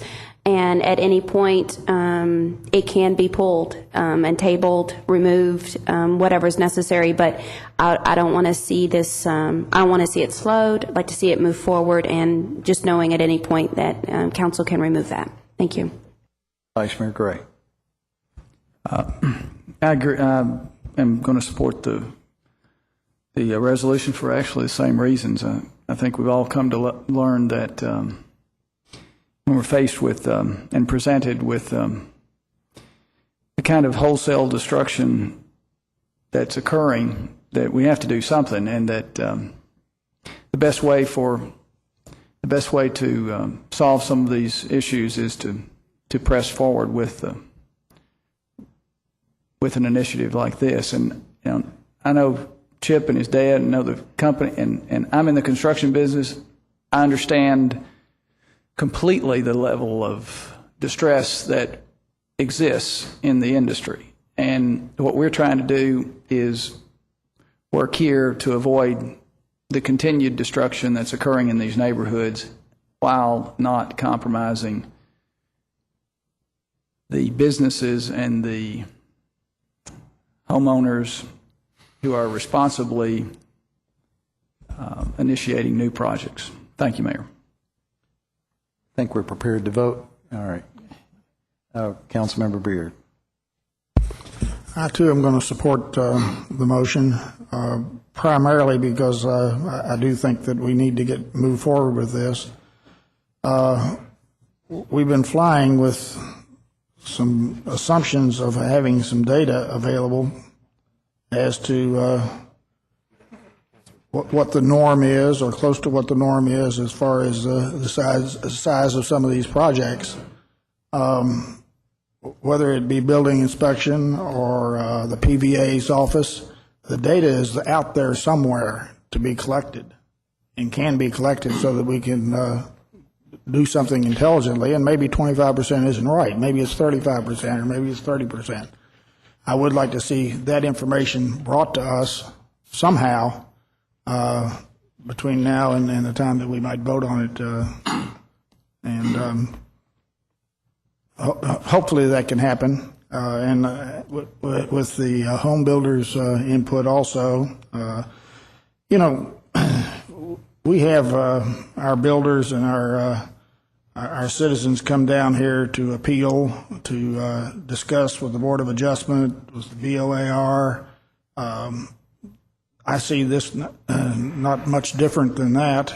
There has to be a reasonable threshold, and maybe we haven't gotten the reasonable threshold, but I think we can get it between now and the next couple of weeks. Thank you, Mayor. Are we ready to vote on the issue of putting it on the agenda? Councilmember Myers. Thank you, Mayor. You tried, right? I guess when I look at the situation, I want to ask Mr. Crawford if he wants to come up. Is that okay to ask him if he can come up? If it goes to the issue of why we should put this Do you on want the to come docket. up? I don't want to belabor the point, but before you speak, I want to say this. When I listen to this debate and this conversation, it reminds me of South Limestone. We've got a situation where the government's getting ready to do something that's going to have an adverse effect on local business. And we all want to be careful how we do that. To me, the solution is not to throw out this big blanket and affect everybody in town because we're trying to get at a real small problem. Let me rephrase that. It's not a small problem for the people who live in the neighborhood. I'm not saying that. But I'm saying when you look at the area in which it's affecting as opposed to the entire city, it's a small geographic area. And so to throw a blanket out there that covers every business in town that does this type of work doesn't make sense to me. So I wanted to kind of set the stage in that way. Let Mr. Crawford say what he wants to say quickly, and then I have one more statement to make. Well, I appreciate the opportunity, and the issue at hand definitely needs to be addressed, and I appreciate being brought to the table, and I know our association does too. I'm a little concerned with the timeline of a couple of days and a week or two to fully come up with a moratorium that doesn't negatively affect our association. That's my biggest concern. The way the moratorium, as I read it, is written today is extremely encompassing. Matter of fact, it probably addresses 70 to 80% of my remodeling work. And I'm not the only remodeler in town that this would affect. And I know that I've never done a project that is at question in with what's happened here. So there are solutions. There's got to be a really simple solution to even the moratorium. The numbers just don't make sense to our business at all. And coming up with the right solution for dealing with just the moratorium, much less the bigger issue, I'm just afraid we need a little more time. This is the first that I was made aware a couple hours ago of this issue. So as far as, addressing the moratorium, and I would like to see more time and a little more, cooperation and teamwork to pull this together so that it doesn't adversely affect us. I know things have just recently started to change in the community when it comes to my industry's economy turning around. And I'm seeing just in the last 2 months an influx of bid opportunities, homeowners coming to us looking for work, and to just blanketly stop, 70 to 80% of my business, it would be a big, huge deal for us right now. I mean, Todd already said, I can reiterate it, but we're looking at 6 projects, 5 of which would be negatively affected by this. That's what I think just needs a little more time. Yes, sir. Yes, ma'am. Thank you for your comments, because you actually just drew another parallel when you talk about time. We talk about the South Limestone project and not giving businesses enough time to get ready for the changes that are going to take place. And then we walk something on here today without any of these businesses being notified in advance that this is going to negatively impact them and their ability to stay in business. And so I don't see how we can vote to move this forward today. And I'm not going to vote to table. I'm not going to make a motion to table. I just want to see how people vote on this. But it's not right to walk something on when these business folks haven't had a chance to even know that this is coming down the pike. And I guess my final statement would be, someone talked about the fact that if you allow someone to build a big box on the back of one of these houses, it no longer is a single-family residence. It's now a boarding house. So it seems to me that if our code enforcement people would not issue a permit for someone to do that in a situation in which it doesn't make sense to have a boarding house and it's not legal to have a boarding house, that would get at part of this problem in the meantime while we're looking for a fix. But I guess I'm done. I don't want to belabor it. But to vote this in, walking it on when these businesses haven't had a chance to adjust, and asking, I agree with business being a part of the solution, but to ask them to come up with a solution for their own industry, I think is incorrect as well. Thank you. Councilmember Lawless and Councilmember Blues.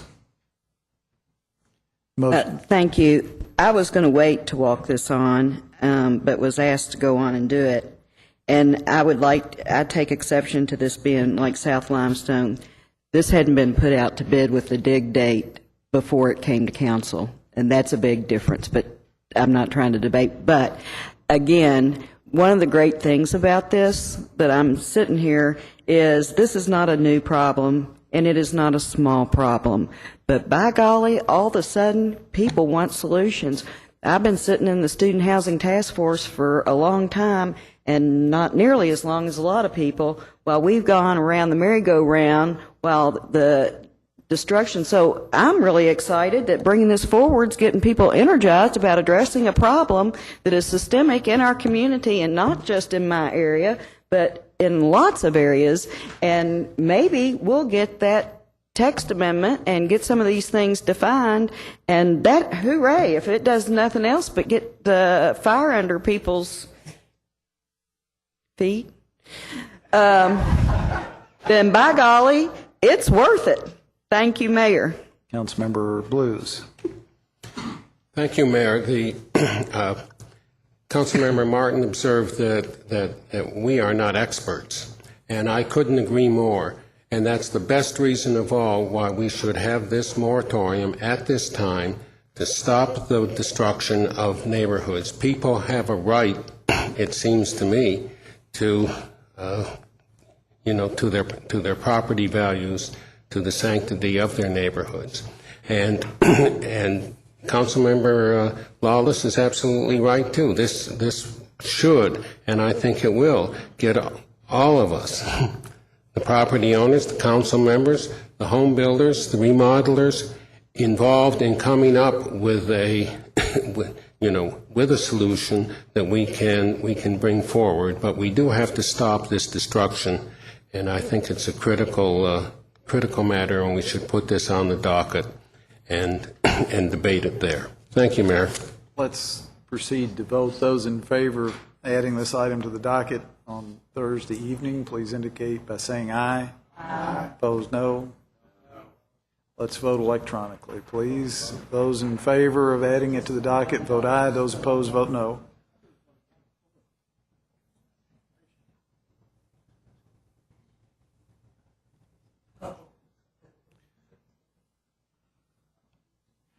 Councilmember, I was looking who hadn't voted. It's Councilmember Crosby. I'm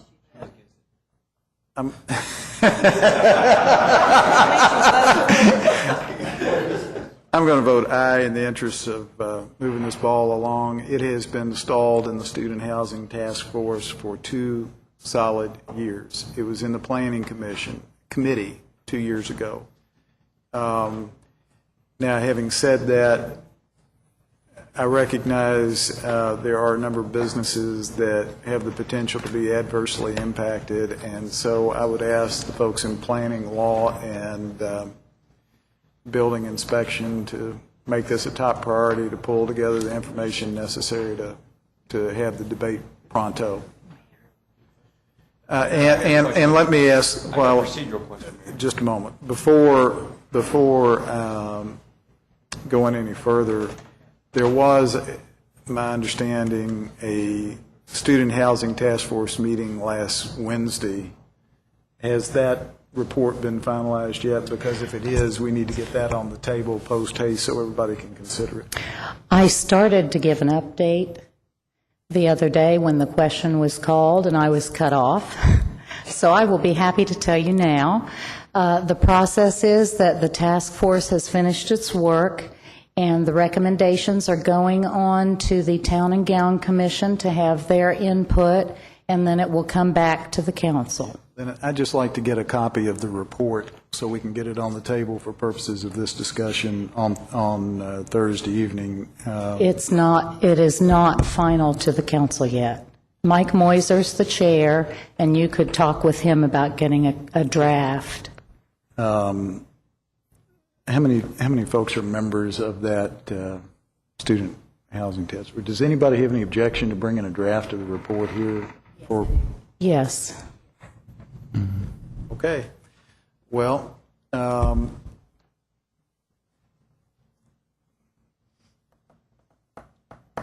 let's roll on. Mayor, I have a procedural question. And Councilmember Ellinger. it's my understanding, I need to talk to the parliamentarian, when can the mayor vote to break a tie? It's my understanding it was in a council meeting, but not in a work session. Defined by charter, it is in a council meeting, but as the chair of the meeting, most chairs of meetings don't vote and would break a tie. But this is different, though, because he is the mayor. He's not a council person. So I think at a 7-7, it dies for a lack of a majority. I can ask the law department to answer that question. Normally, a chair of a meeting would break a tie, and that's the purpose of having a chair. And I'm going to And rule. he's the chair of work session, so. I'm going to rule that the chair does have the Can I ability. ask the law department to rule on that then? Because it's my understanding that the mayor only votes in a council meeting. I believe that's correct. Let me get the council rules. I have them back there and take a look. Hang on. Excuse me, Mayor, can I go on with my report? Yes, please.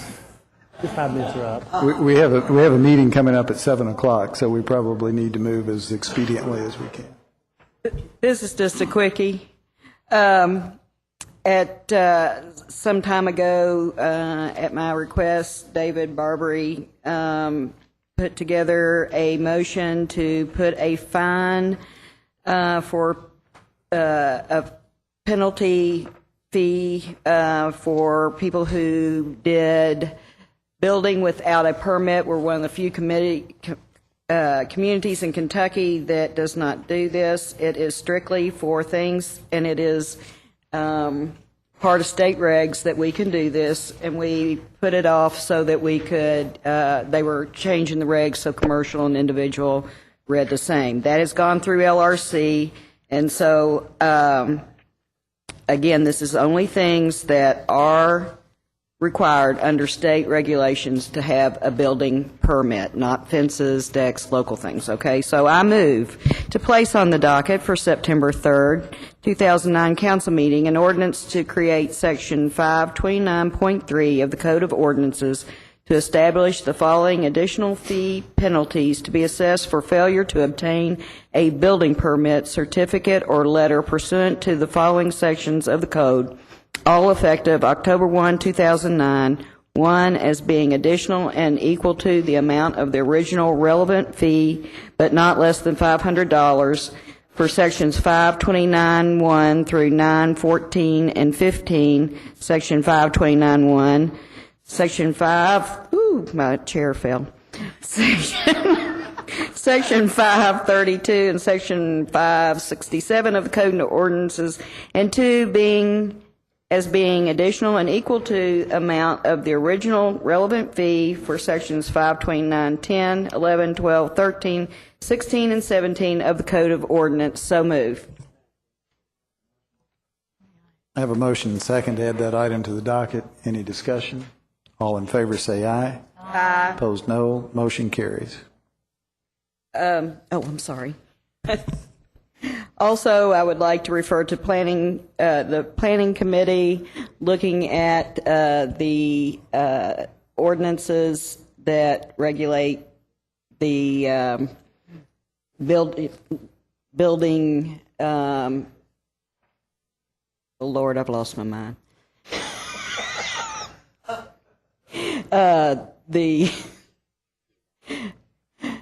How to fix this building addition problem. Can we refer that to planning committee? I think the idea is to refer to the planning committee the issue of the cause and cure for the additions problems we're dealing with. To residences. A motion and second to refer the issue of residential additions to planning committee. Any discussion? All in favor say aye. Aye. Opposed, no. Motion carries. And lastly, I would like to ask that we have at maybe the next council work session an update, presentation of an update for the South Lime project. There are some pretty severe problems down there, and promises by the city and the contractor not being kept. So if we could have a report and have that on the agenda. Sure. Commissioner Webb, if you'd ask Mr. Milligan to be here with us next time, and perhaps the contractor as well, that would... for a presentation. Yes, on the 15th. All right. Thank you. That's all. Councilmember McCord was on the list and got lost, so Councilmember McCord... Hey, Mayor, before we get there, I think the law department was going to answer the question. I think I stand corrected. And Logan, thank you. Yeah. Thank you, Councilmember Elliger. Mayor, under Section 4.104 of the rules, it says action taken by the Urban County Council at a work session is procedural in nature. All you do here is vote to put things on the docket. Rule 4.201 says, as presiding officer, the mayor shall have a vote on all matters substantive and procedural, only in the case of a tie vote among the elected members of the council. So after conferring with the parliamentarian, it appears you do break a tie vote at a work session on a procedural matter. Thank you. All right. Councilmember McCord. Thank you, Mayor. Just a couple quick announcements. One is Monday, September 14th at 8 p.m., the Copperfield Neighborhood Association will hold their annual meeting. We won't have any council meetings next week to announce that, so I wanted to put that out there. I wanted to also thank you, Mayor. On Friday, we announced the University of Kentucky's Extension and University of Kentucky Healthcare being the presenting sponsor for Second Sunday across the state. Windstream has now stepped in as well as being the communications partner. And as of today, Mayor, we have gone over 100 counties in the state of Kentucky with the addition of Ashland, Boyd County. And so, again, I appreciate all your efforts to make Lexington kind of the gold standard. Lastly, I just want to extend my heartfelt sympathies to the loss of a really good member of the LFUCG family, Jimmy Cottle, who was killed yesterday in a very tragic automobile accident. And certainly my thoughts and prayers go out to him and his family. Thank you, Mayor. Thank you, Councilmember Henson. Thank you, Mayor. I have a motion. I move to refer to Planning Committee a review of the permits issued to mobile food vendors to limit operating hours, identify vendor by physical address of operation, and to limit the length of time the vendor may remain in operation at the location. Do I hear a second? Have a second by Councilmember McCord. All in favor of referring that item to the Planning Committee, please indicate by saying aye. Opposed, no. Motion carries. Councilmember Martin. Thank you, Mayor. I guess I'd like to ask, first of all, if the moratorium could be placed as a docket item for the work session next Tuesday. It'll be heard for the first time on Thursday night, and this will give us an opportunity to maybe hear from some folks on. There's no meeting on Tuesday? We meet next on the work session on the 15th. 2 weeks then. All right. Let's see, Mr. Green, would you make sure that is a presentation? Right, as a presentation, right. All right. I'd like to also announce that on Tuesday, September 8th, the Beaumont Neighborhood Association is having a meeting at 6:30 at their clubhouse. Tonight is the last night of the Southland Jamboree. It starts at 7 o'clock. It's going to be free tonight, so everybody come on out for that. Sunday, 10 to 2 p.m., Farmers Market on Southland Drive in front of Sloan's Market. And I guess the Southland Association Board for the Merchant Association will meet at September 8 at 8 a.m. at Bank of the Bluegrass. Thank you, Mayor. I'm advised that we may have more than the normal number of presentations lined up for the 15th right now, so is there any objection to expanding the normal list of 3 to accommodate presentation that Councilmember Martin requested? Any objection? All right, seeing none, we'll proceed. Thank you, Mayor. Councilmember Feigl. Thank you, Mayor. I would just like to give kudos to the city staff and the Parks Department on the largest crowd ever at Picnic at the Pops, and especially to Tom Minter, who's chair of the Pops and the whole Pops Commission, and to Penny Ebel and certainly the Parks Department. I also wanted to thank the two sponsors that gave prizes for the table decorations, and I would just say the table decorations are worth going just to see those, even without the concert. But I would like to say a big thank you to Frankie and Annette's and to Spindletop Hall for providing the prizes for those competitions. Also wanted to report that Councilmember James and I completed the training course held by the Kentucky Institute for Economic Development in conjunction with the UK College of Business and Economics, the Gatton College, and we received a certificate for completion of 26 hours of training in community and economic development. We missed a couple of city council meetings while we were in that, while we participated in this conference, but we felt like it was well worth our time there. September 12th from 2 to 4 is the Kenwick Neighborhood Association Centennial Party, where they will unveil their new park development plan. September 13th at 3 o'clock is the Fairway Neighborhood Association Ice Cream Social at the Julia R. Ewing School Building. September 20th, the Castlewood Neighborhood Association meeting is a location to be determined yet. And September 27th, at 7 p.m., the Kenwick Neighborhood Association will have a meeting, and they will vote on the park design. So all of those meetings are upcoming. Please put them on your calendars. Thank you. Thanks. Councilmember James. Thank you, Mayor. Jeanette wanted me to inform folks, and I think it's probably my duty to do so as well. The Roots and Heritage is ongoing this year. Lewis Cobb's real happy about that. And it kicks off Thursday, September the 3rd, and it's a month-long event. I don't know if everybody knew that or not, but it's beyond the street festival. There's plenty of other activities that go on throughout the entire month. September 3rd kicks it off at the Carnegie Center from 5 to 7, where they'll have probably an exhibit and a meet and greet for the actors troupe the Agape Actors Troupe, which will be presenting at the Opera House on Sunday, September the 20th at 3 o'clock. Kind of exciting. There's only a one show this time. In the past, I've had several shows, but there's one performance this time on September 20th at the Opera House, Sunday at 3 o'clock. The Street Festival is the 11th and 12th this year, and 13th this year. The Sunday event is still on, and I'll get there. Slow your roll. Street Festival, of course, the Friday Night Blues. The parade is on that Saturday morning, as well as the Street Festival and other events happening on both stages on that Saturday. And then on this Sunday is a gospel event.